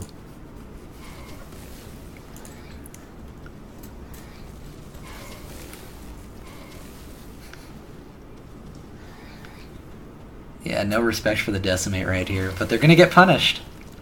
They will get punished by the Double Tempest. Yeah, with the healing as well to go with it. Mm-hmm. Alright, so it looks like they were putting the second wish on the Scarabite, which I understand, but, you know, if this Swarm King lives he's trying to single split turn... up his threat. Yeah. And I guess they are going into the Aperion's Claim turn. So it's like hedging against Aperion's Claim versus hedging against Double Tempest. And technically, it's even Double Tempest plus healing. Yeah. So yeah, he did play around Double Tempest by setting him to fall. Unfortunately, Alpha also has the healing. But it also doesn't play against the Sunstrike, which they do have. Sunstrike into Tempest. Well, I guess Sunstrike Tempest means that the Scarabite still lives. So, in that case, it's better to second wish the Scarabite. I guess what we're saying here is that this was a complicated turn, and although Alpha is able to answer it, it was quite well played on Accelerate's part. It was well played.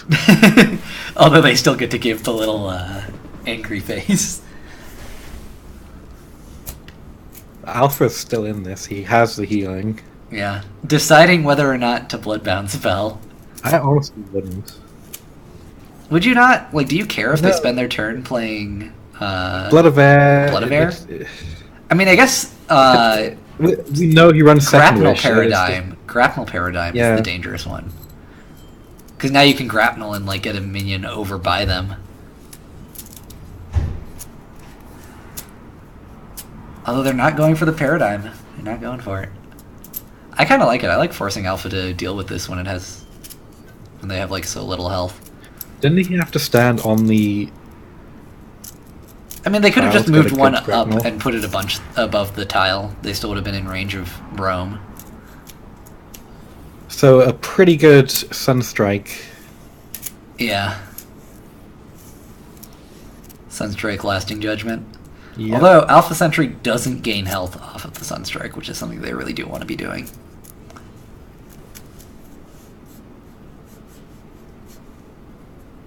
And, you know... Replacing the Lasting Judgment is interesting.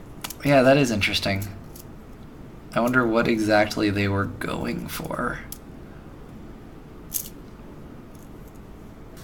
I guess he wants to develop the Scintilla. Scintilla, that's that card. I know what the cards are called. Setting himself down to 1. What a man. Yeah. Also, this is going to be a kind of rough grapnel, because Alpha is, in fact, out of cards. So, Accelerate he needs to draw into, like, Hyperions pretty soon. Yeah. Aperions and then like a Trinity Oath or something.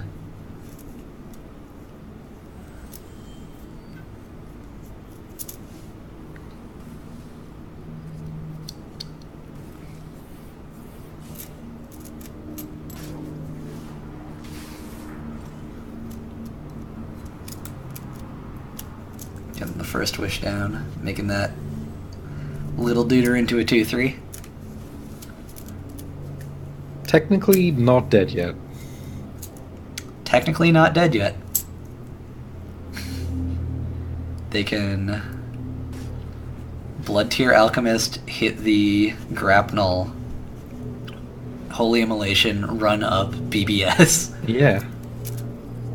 However, Accelerate has card draw in hand. And like you've talked about earlier, you know, this sand tile is getting value every single turn, so... That's what I'm saying, like, it just builds up because these games go so long. And, you know, if they have to waste an Aperion's Claim on it and not on another threat, then that's a big deal too.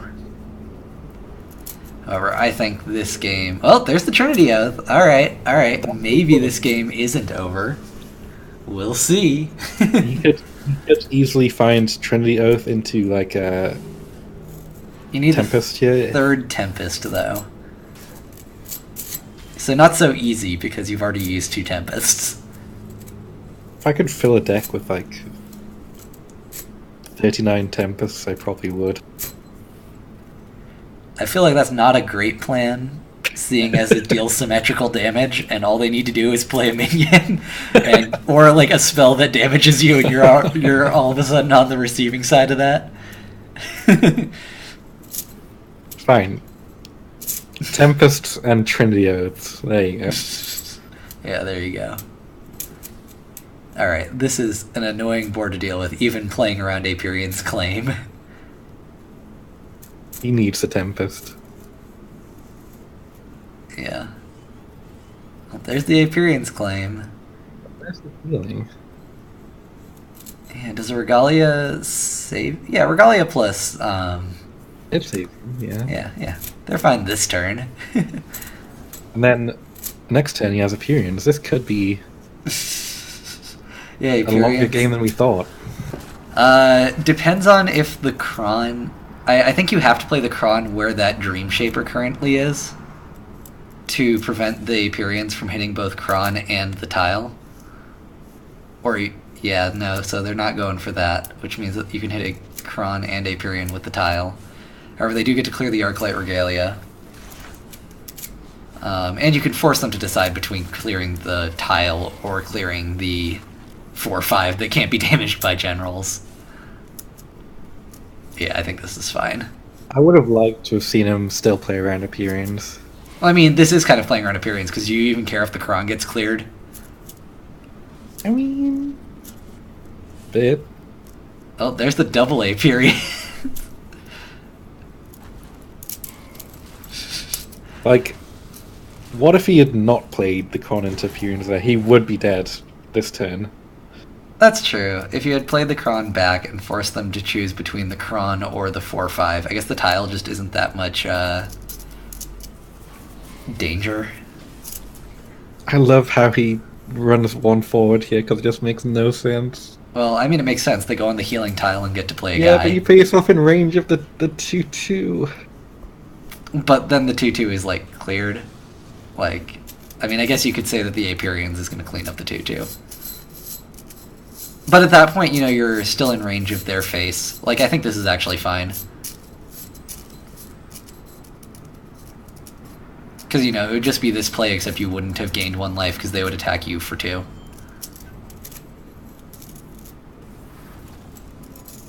I don't know. It just it left you open to some forms of lethal, and I just wouldn't do that.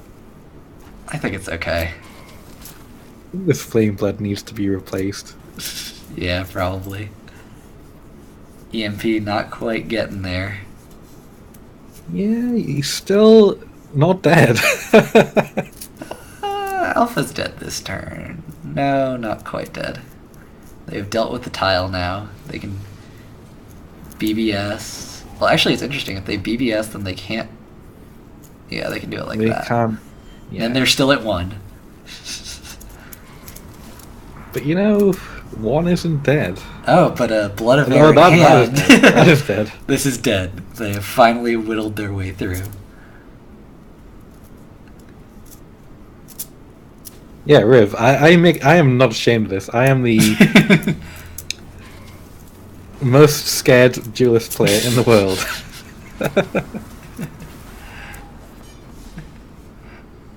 Dang, I have to allow every instance of British wanker individually, apparently. Maybe that one was just spelled differently.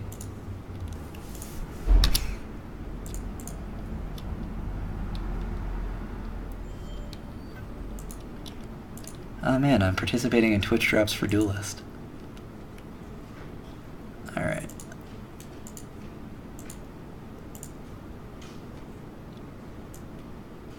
Alright, and that was game 1. So, moving on to game 2. Alpha is in fact the first player again. I was talking with Alpha during these games, and he very quickly sideboarded martyrdom in. I can believe it. I mean, if he didn't have to waste so many cards getting rid of that Portal Guardian earlier, he wouldn't have ran out of gas the same way he did. This is true. This is true. Alright, and Accelerate boarding in the Monolithic Visions. So, you know. Which I love, by the way. I love that sideboard card. Yeah, no. It's so good. And a Reliquarian. That's Man, spicy. this series hasn't even begun. It's like 1% done. Well, let's get started.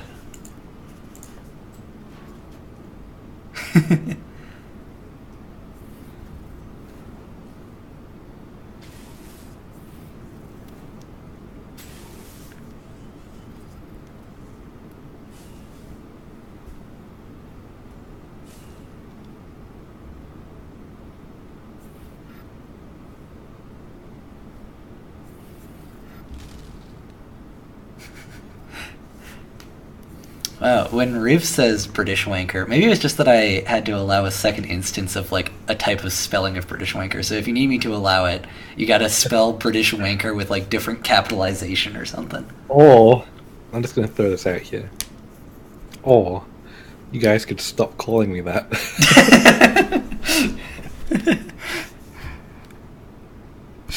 But they're not even referencing you at this point. Riv is just referencing the term British wanker. I see. Yeah.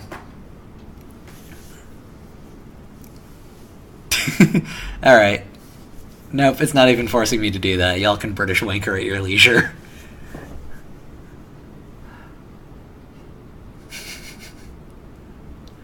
I believe we have accurately tested this while we wait for this game to like really kick into gear, you know? Because this game's going to be short and fast. Ah, there you go, Josh. You found it. You found it. Turns out we just had to bring different nationalities into this. So the turn 2 Sunstrike. I mean, you know, you got cards in your hand. You got to use them. It's interesting because he had the Lasting Judgment. I think he just prefers to keep the low mana cost spell. Yeah, probably.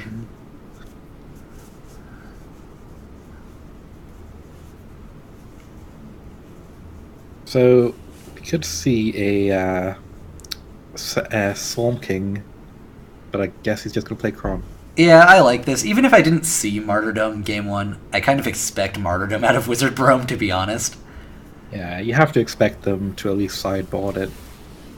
I mean, I expect them to mainboard it and just not have drawn it the first game. That's honestly what I expect. So 3000 IQ Alpha Sentry saved the Lasting Judgment, and it pays off here. Yep. Nah, definitely. Much better than a Sunstrike at this point.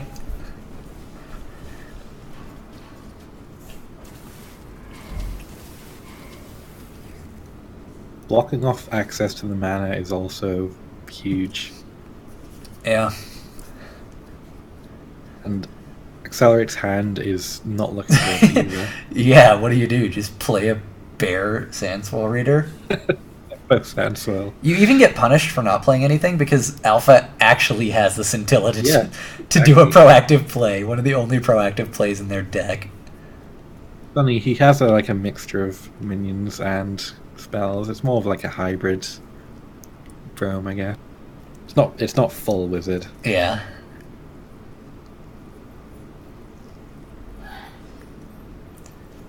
No, it's not full wizard, but there aren't really many proactive things that can be done in the wizard Brome deck, so just having even one of them is a pretty big deal. On this turn where Accelerate's basically said, alright, here you go. I'm not going to play anything. Which I do actually think was correct, because we saw how much value a sand tile can get. And so playing it without the sand tile is pretty rough.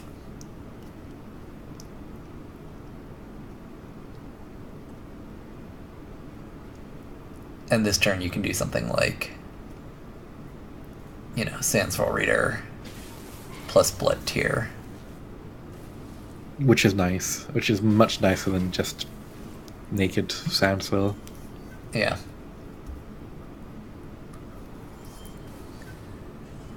Drawing into that Blood Tear is actually pretty big. For Accelerate? Yeah. Yeah. No. You get a big tempo swing here. Mm-hmm. Get to put 3 bodies on the board. Yeah, probably don't play out the Swarm King. Seems less than optimal.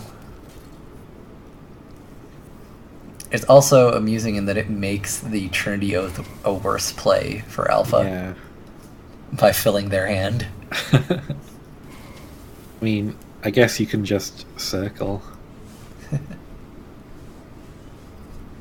Ooh, and they replace into another Blood Tear. Circle, punch the 2/2, Blood Tear the 2/1. Seems fine. Yeah, though again, not amazing. Maybe just playing the Blue Conjurer is fine, though. I mean, I don't dislike that play. I mean, I guess you just saw a Sand Swirl, but it's not like they're keeping around Blood of Ares all that much. So. I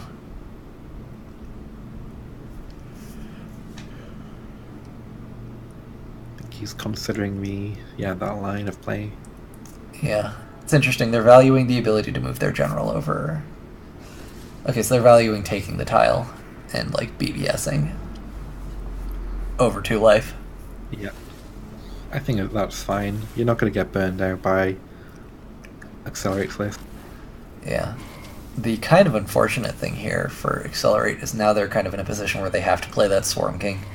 And it's just going directly into the Martyrdom that's sitting in Alpha's hand. And now Alpha even has the card slots in hand to Martyrdom plus Trinity Oath. Just refill. Draws into Superior Mirage. I would have. Okay, I understand why that's in there. Cleaver's Scintilla. I guess, yeah. It's also not bad on Blue Conjurer as a Trinity Oath of your own. That hasn't been shown, but the Scintilla heals you for 9, which is actually pretty big. Yeah.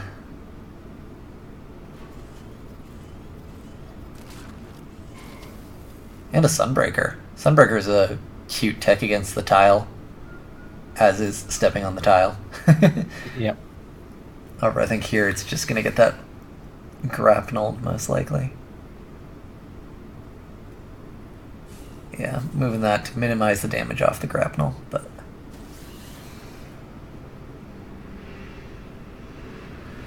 And Alpha's hand actually kind of filled with minions right now. It's quite funny. And he's bound to draw more minions with these Blue Conjurers. They transition into a minion-based deck. Yeah. Mr. Mana brings up that the grapnel could have stolen the Blue Conjurer or the Sunbreaker had we known those were present. However, that's true. Yeah. Hidden information. Doesn't seem to be that much to grapnel. I I like the second wish on that Forsaken thing. Conscript. Conscript, that's the one. Yeah, however, this is looking like either Tempest, Circle of Life, or I mean, you just walk away Arclight. from the 5/5. Walk away from the 5/5 and then develop Conjurer. I mean, you could just play an Arclight Regalia and have it take 1 tick. You know? I just don't think it's doing anything over there. You can remove it later. Well, but why wouldn't you remove it now and just be able to bash their face with an Arclight Regalia? Well, we'll see what Alpha does. I like play Arclight Regalia, keep the 2 damage off of me with the Regalia's block from the Tempest, and then just swing in, clear the Grapnel.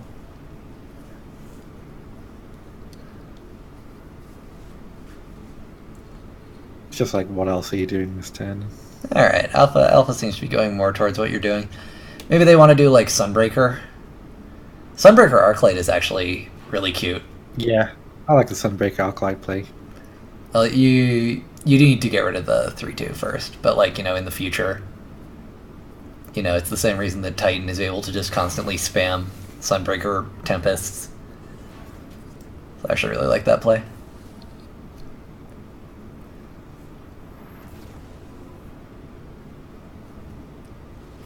Alright, Metallurgist into Dream Shaper. That extra sound soul reader, I guess.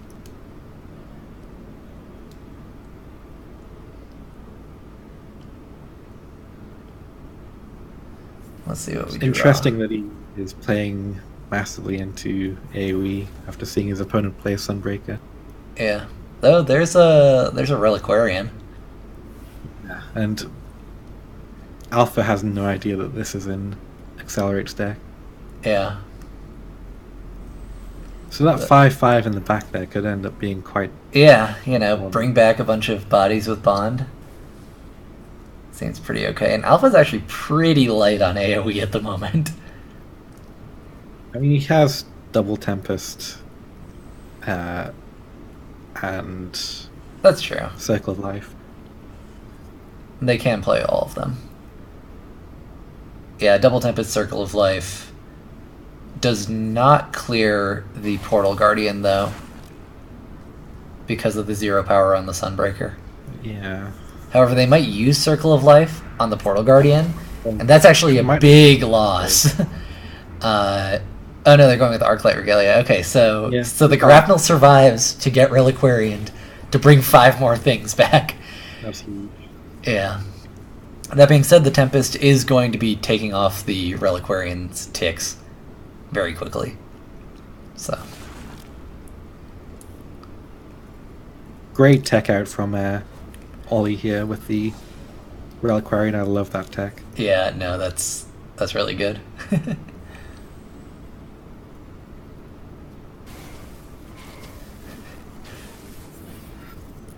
All right. Pretty good. Yeah, not bad. Not bad, they say. That's not claim. I think he wanted to hit some Dream Shapers as well, but that's pretty good.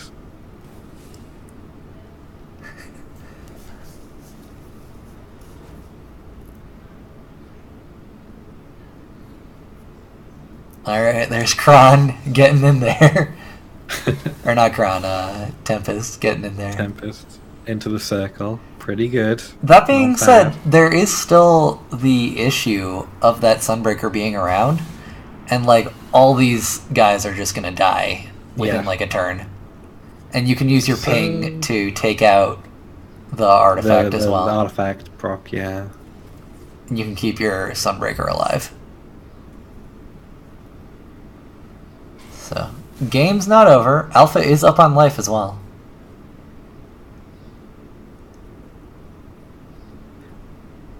Sunbreaker at these later points of the game, where it's coming up every turn, it's just... Yeah. If you can't remove it, it's just back-breaking, especially with Regalia equipped. Yeah. Alpha getting in maybe that little bit of life, or maybe they're saving it. I don't like leaving the 2-1 Metallurgist alive. Yeah, they wanted to save it. Maybe they roped. They also might have wanted to save a charge. Yeah. But it's... Yeah. You're giving them the option to start attacking the rush. Oh, they can... Rush. Yeah, they can remove the Sunbreaker. Yeah. That's huge. Yeah, punished. Punished for not killing it.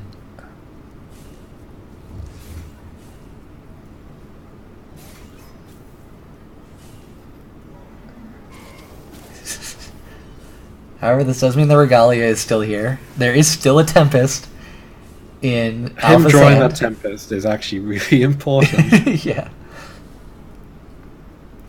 So what is this going to be? Just like Blue Conjure, Tempest, BBS? Yeah, you have to throw down a Conjure. Healing. Yeah. Sundrop Elixir or whatever.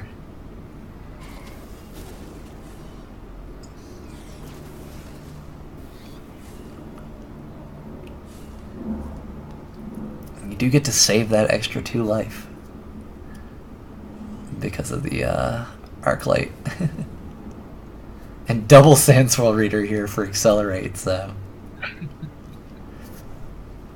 additional chances to break the game.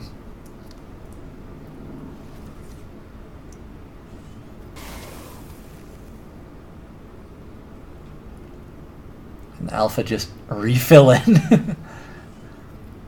Calligrapher. Hard. Yeah. Now that Calligrapher here is probably going to do quite a bit of damage. What's better than 1 Calligrapher, though? 2 Calligraphers and an Aperion's Acclaim. Alright, this is looking pretty good for Alpha. I've got to admit.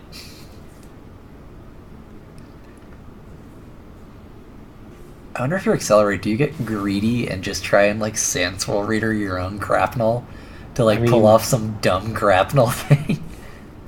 I think he's going to go for it. I think they're going to go for it, but a Grapnel is so much worse if they know it's coming. Yeah, I know.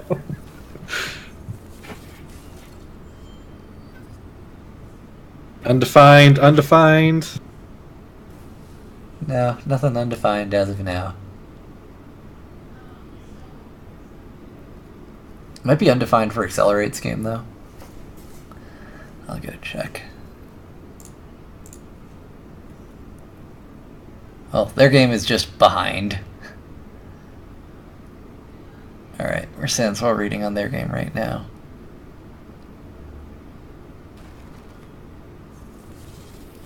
Nope, it's actually good on both.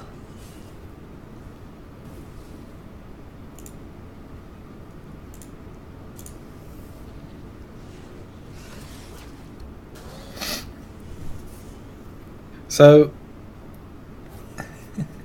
knowing full well that Accelerate has Grapnel,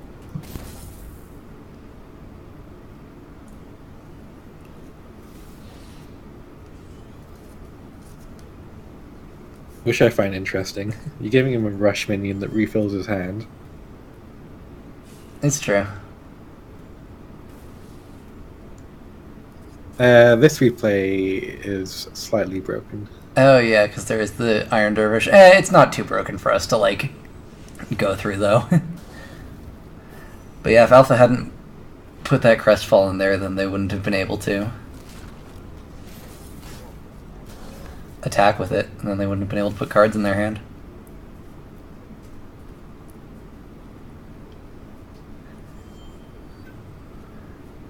And now all of a sudden this Lionar versus Vitruvian match has turned into a Songhai mirror.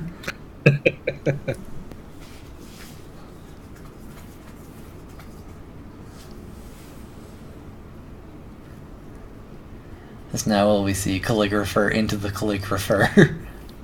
Probably not. I guess we'll save this. Yeah, I think Aperion's Claim clear the other sand tile is pretty good. And a Monolithic Visions in hand. This is the end game now. The end game, some call it. The mid game. As I believe this match will be.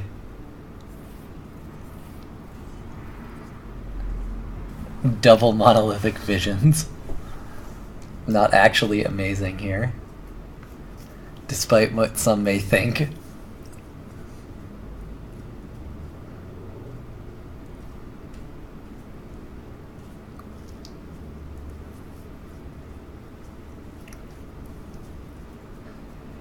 Yeah, Moosin, no promises.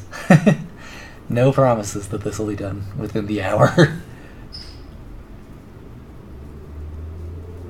Alright, Alpha is going for the second Calligrapher over the Apurian's claim. Ooh, they burned the other two spells, which would have actually probably been more useful. Although, what is even useful spells in this day and age of an active Blue Conjurer and a Trinity Oath and 2 Monolithic Visions and... Cobra Strike is pretty good. Alright. That's actually a very good draw here. The Magna of the Four Winds. This gives a win condition.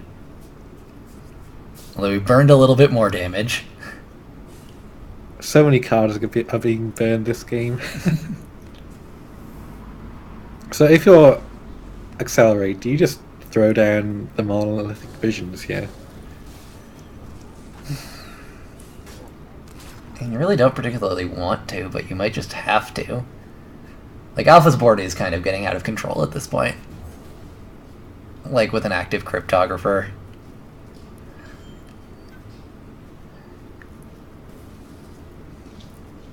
Alright, Thunder Bomb.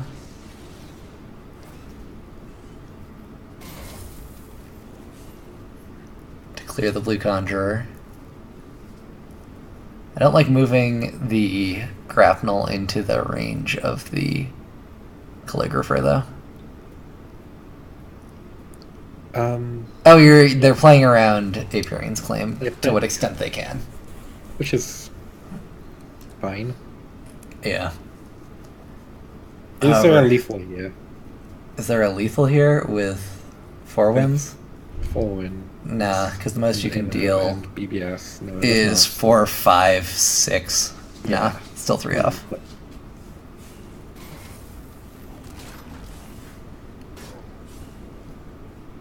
Yeah, I think you Apurian's claim and then attack with Calligrapher, because I think a random Songhai spell is better than a spell in your deck. Maybe. At this point in the game, I'm honestly unsure. And I like moving the Calligrapher out of range of the Grapnel, yeah. Ollie has to keep developing threats here, otherwise the game's over. Yeah. Oh man, no Cone of Horns. Cone of Horns would have been... Cone of Horns versus Monolithic Visions. Yeah, Spammer. 4 wins Immo was 5 damage plus 1 off of the BBS, so that would have only been 6. It's the first Monolithic Visions. Yep.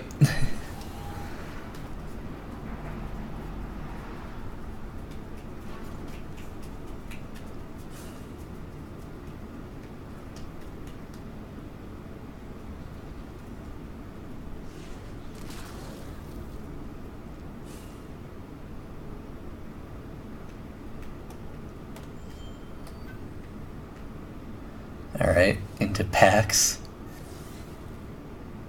Into Duskweaver. That's a power move right there. Pax and Duskweaver. Well, it means that if Accelerate can survive this turn, they might have a pretty good shot next turn.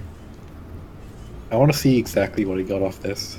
Yeah, alright, there we go. Oh, nope, they just got hot garbage. Hot trash, right? Yep. They do have a very weird artifact setup. Over Alpha is at 22 life here. Yeah, that's the thing. Alpha's sitting here at 20 life now. Yeah. They just like Loreweaver Holy Immolation. Seems fine. Try and clear this up with like a 4 wins Cobra Strike BBS next turn. I think he is going to go for the 4 wins MO here. No, I think you go for the Loreweaver MO. Because it's a better body, or...? Yeah. Why? Well, it's a better body. Also, it would mean that you could play the 4-winds in a more safe position the turn after, and kind of like use the 4-winds for like the longer game. Here it Yeah. just dies to the grapnel. That's true. And, God knows how long this game is going to go. I think he's thinking that he has the Cobra Strike in hand, just get him to 3 now. I guess that's fair. Viturian doesn't have very much healing, so... And you do also have the Calligrapher. It's not like you're just dead. If they want to actually clear the 4-winds, they have to move their guy 2 up, which means they could only move Sifron at least 1 down. Or most 1 down. I mean, it's looking quite over. The Monolithic Visions was not kind to accelerate. No, it was not.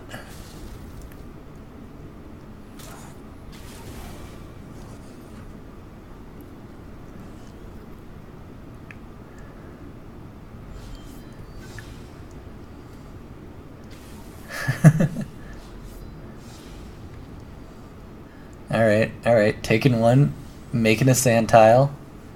Slightly out of order, though, as they'd already played the Kron. Although, I guess if they're playing a Portal Guardian, that's... So, actually, it was in order with playing a Portal Guardian, because they got the +1 attack on the Portal Guardian.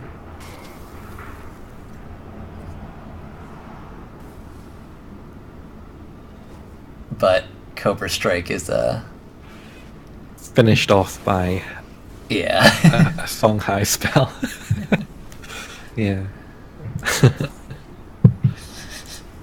Alright, so one more game of the day. We get to guess how long we're going to be here for that more game. I feel like this particular set of games here is going to take longer than the entire rest of the stream. It's possible.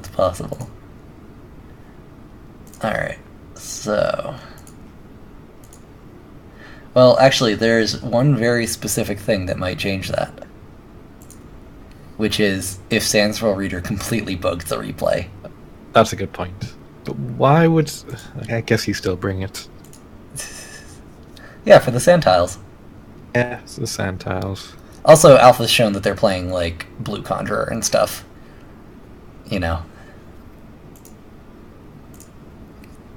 Alright. And so kindly, they have kept the same...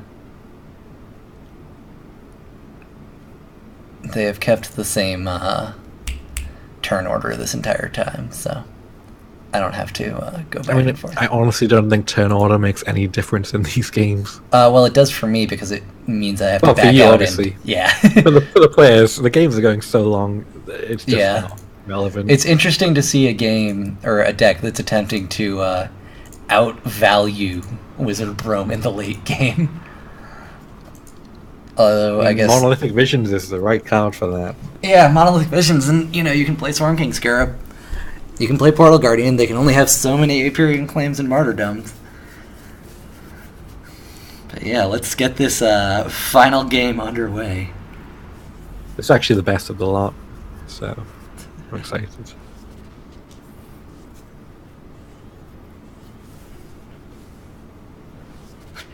Wow, look at that! Look at that hand for Accelerate. A manly hand. And a powerful start. That's what you want to see, though. You want to see those heavy cards. Well, sort of, because you don't actually have anything to do if Alpha kills the 3/3. You can play another Dream Shaper and burn a card, I guess. I mean, is it even worth doing that? Of playing the other Dream Shaper? Yeah. Probably not. Yeah. I mean, I think you replace the EMP. They have Arclight Regalia, but... Totes actually brings up a good point. If they'd had Fault in the sideboard... Yeah, the Fault sideboard would have been a big issue, but you can sort of get around that with Appearance Claim. It's not good. Yeah.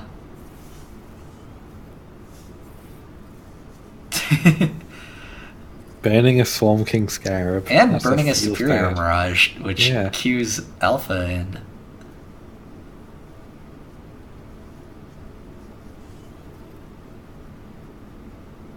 I respect that, Ollie. I respect that. Nah, I don't. This is competition. Accelerate. And in competition, you will do what you need to do to win. Which is why I'm playing Wanderer. You are not exactly playing a popular form of Wanderer. I think it can be said. Although I actually do like Wanderer Xerix myself. Yeah, I think you're the only other guy that agrees with me. Yeah. It does struggle with some things, though. It's not a perfect deck, but I do like it.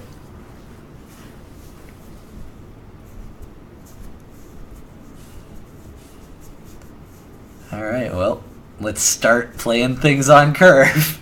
Shall we? That's what happens from now until 9 mana. Just removal check. Yep. It's interesting if they should remove the EMP, because the EMP is something that actually gets rid of the Arclight, but... Also, I kind of don't like the attack from the General onto the Blood Tier. I like throwing away the Dream Shaper. Wow, where did that Pyromancer come from? But what I was gonna say... Why is Pyromancer? What I was gonna say is that Alpha has more removal than Accelerate has healing. Yeah, that's kind of how Wizard Brome does this. You want to maintain your HP as a priority. Yeah, because you don't... Like, Wizard Brome is trying to whittle you down piece by piece by piece by piece. And so, by trading off the Dream Shaper, yeah, you would lose your Dream Shaper, but you're likely going to lose that to, like, a Tempest. As you saw, there were only 1 million Tempests played last game. Although, that being said, if you're expecting them to remove it with a Martyrdom, then you want to do it this way. So this way is actually better. Yes, against Martyrdom.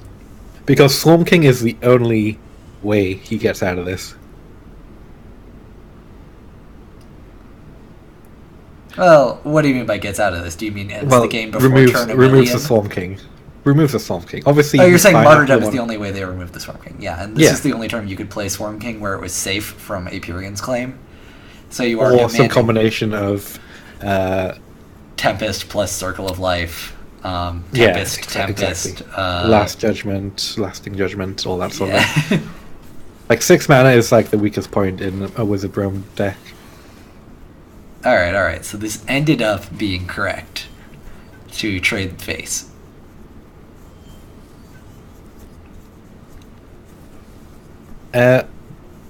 Accelerate. Do you want to explain why you sideboarded in Pyromancer? I want to hear the explanation. Alright. Putting the Kron over there, which is actually kind of heads up, as getting the Kron killed by double Arclight Regalia would have been pretty backbreaking. Yeah, that would have been pretty rough. But although, not so much now, because it would have been able to take out the Regalia. I wonder if you save your appearance here, or if you just use it and get some face damage in. Kind of feel like you just use it. Start putting some pressure on face. Well, now you can Tempest plus Lasting Judgment if you want. That still doesn't remove it. Oh, right, because it's a 5/6. Yeah, I got first wished. I think you have to appearance. Yeah.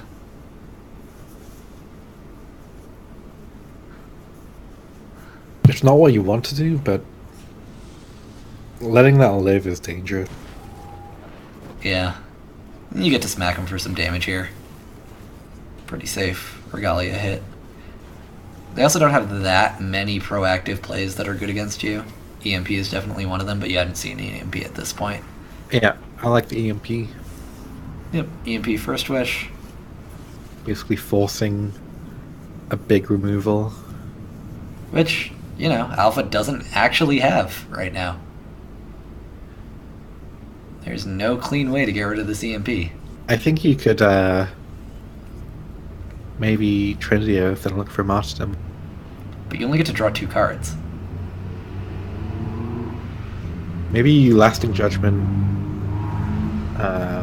Regalia, Tempest. You can do that.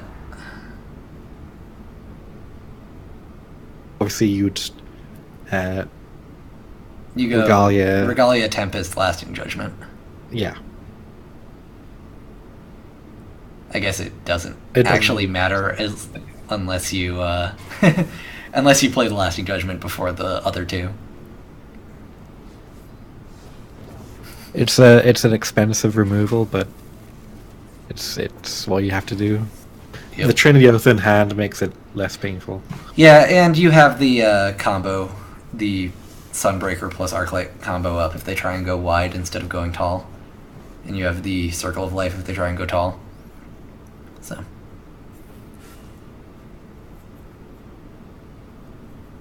I love this. Just getting those sand tiles out. Yep.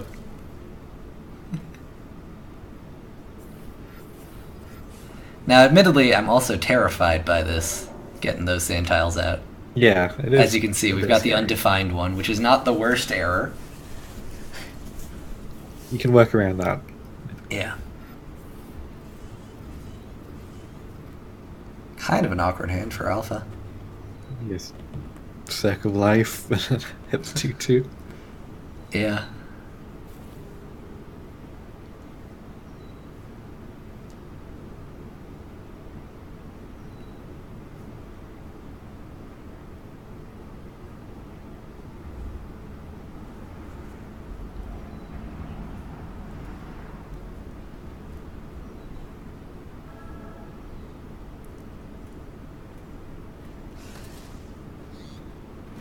How much weaker would Soundswell Reader be if it couldn't bounce your own minions?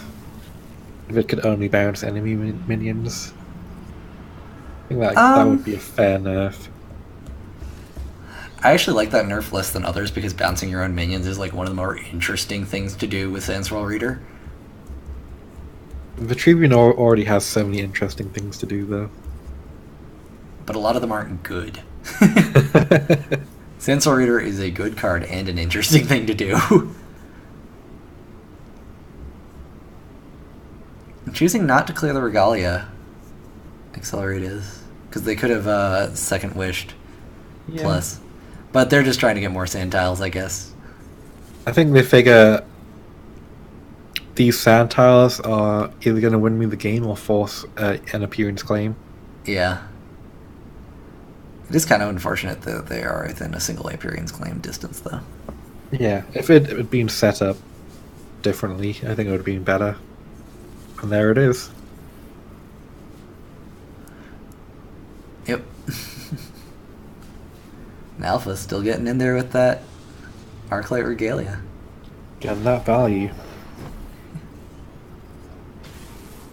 I love Regalia. I've been playing my Regalia Dawn's Eye deck again. It's been a lot of fun.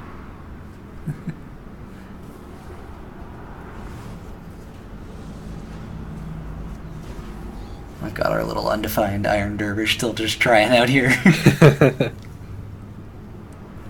So it's looking pretty good for Alpha. Yep. Handful, Regalia equipped, opponent on 14. It's all good. That being said, not many area of effect clears, and the martyrdoms are actually kind of awkward. And he is down to one appearance claim. Yeah, and they're about to lose their Arclight Regalia. Because I think you're willing to go down to 10 here, is Accelerate. Yeah, you are. You're like, this is fine. You know, you have to clear the 1-2.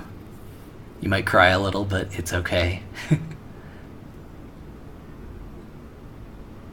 So, do you martyrdom and circle to get rid of everything? Probably. It sucks to put them back up to 15, though. I mean, sometimes with Wizard Brome, you just have to do exactly what your hand is telling you can do. You have no alternatives, really. Yeah, and admittedly, this Reliquarian is much more awkward than the last Reliquarian that was played. It is.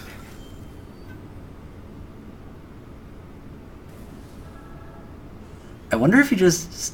Or no, you don't Superior Mirage Second Wish, because it's about the attack, not dealing damage. Difficult turn. Oh, never mind. Yeah, no, that is an easier turn.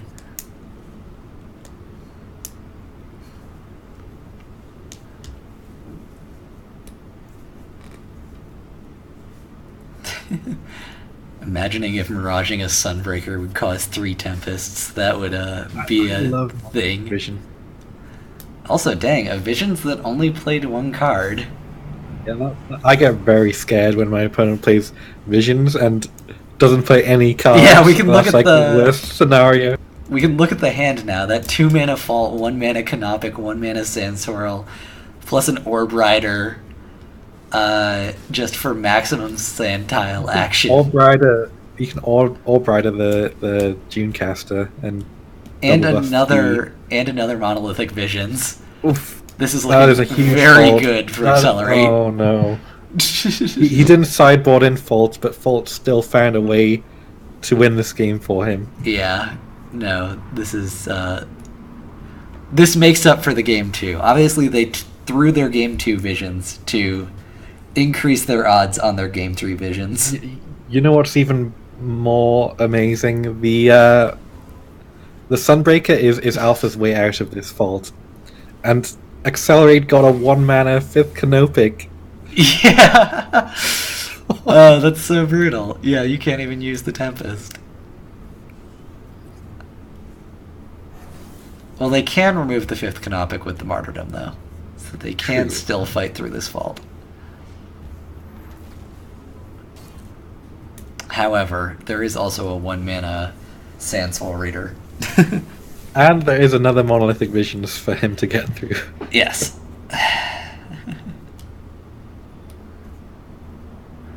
Well, you don't not play your 2 mana Fault. I mean, even if you hate the card, you have to play it here. Yeah, I mean, if you play it off of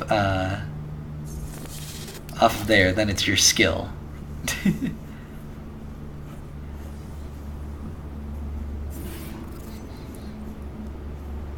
Alpha with the scaredy face. I would be terrified. Yeah, but you know they know that they've got Tempest right now. It's no big deal.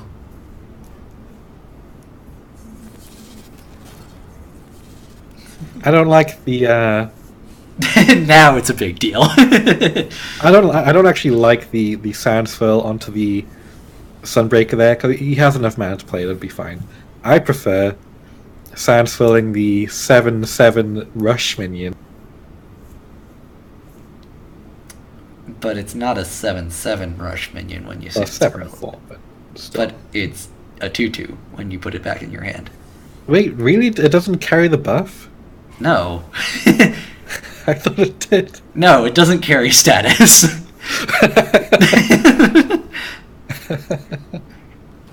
Shows how much of a vet player I am. So what do you do here? You have to Martyrdom the Canopic, I guess. Or you just Tempest. Well, you can Tempest, then Martyrdom Canopic. Ooh, or they're going for the Sunstrike on the Canopic. Doesn't actually clear it.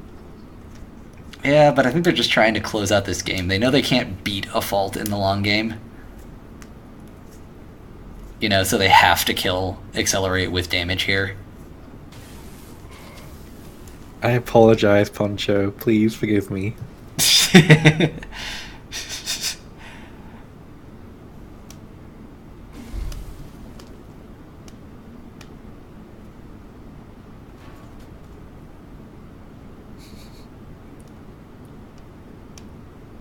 And there's the second Monolithic Vision. Alright, so this is actually pretty key, because... Yeah. With the Scintilla on for pressure, there's cards like Holy Immolation, like, you know... Accelerate could just be dead. Ooh, the Kinematic Projection! Ooh. Getting 8 damage off that Canopic. Plus another 3 on the Sandswirl. And the Iris Barrier. Alright. This seems to be like the midway point between the two Monolithic Visions, where it's like, good, but you know, not amazing, but they only need it to be good as well. Yeah, we look at that The double Whisper of the Sands. And a 5-mana visions. A 5-mana. Oh visions. yeah, and the 5-mana visions. Never mind, this visions is actually very good. I lied. However, ironically, there was nothing to proc the fault.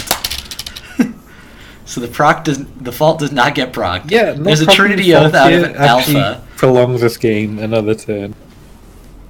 Well, maybe we'll see. Next turn, it's going to be Gust.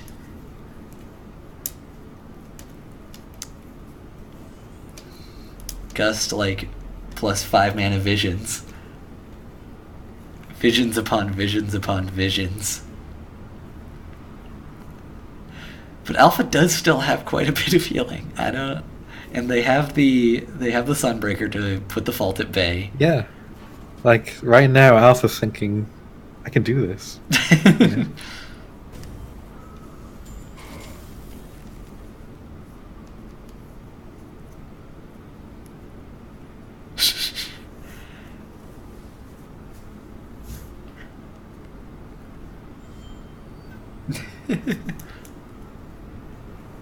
Admittedly, you know, Alpha's pretty close to doing this.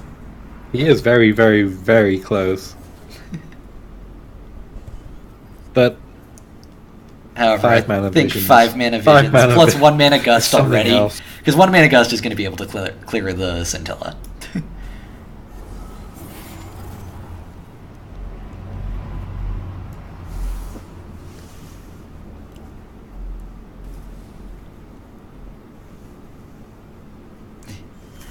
The good old double Whisper just to get the maximum amount of animations to extend the length of this game. I appreciate it. There's the 5-mana Monolithic Visions. And now Alpha's probably like, I do not feel as good about this game anymore.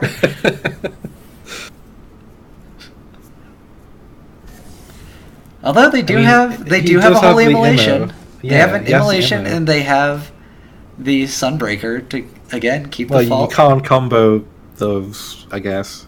Yeah. Staff of Ykir. Staff of Ykir and Imperial Mechanist. Oh, the 2-mana Oh, Imara. the Imara. That's probably going to be a little bit too much. Oof. Admittedly, this Aperient's claim is, like, good, but I don't know good, if it's but deal with this garbage good.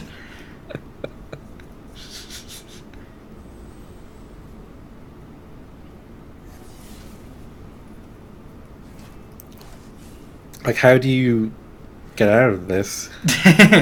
Alpha with the ZZZ after fighting back through all of this. Fighting back through 3 visions, it's rough.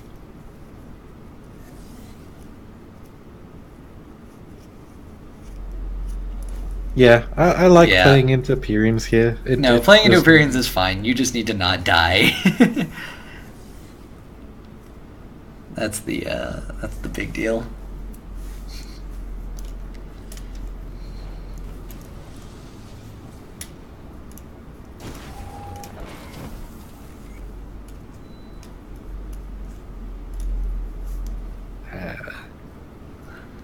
Yeah, that's game. The Visions into Visions was just a little bit too much. Into reduced mana cost visions, yeah. You can kill the packs here. It'll kill you, but you can do it and not let them spawn any dervishes.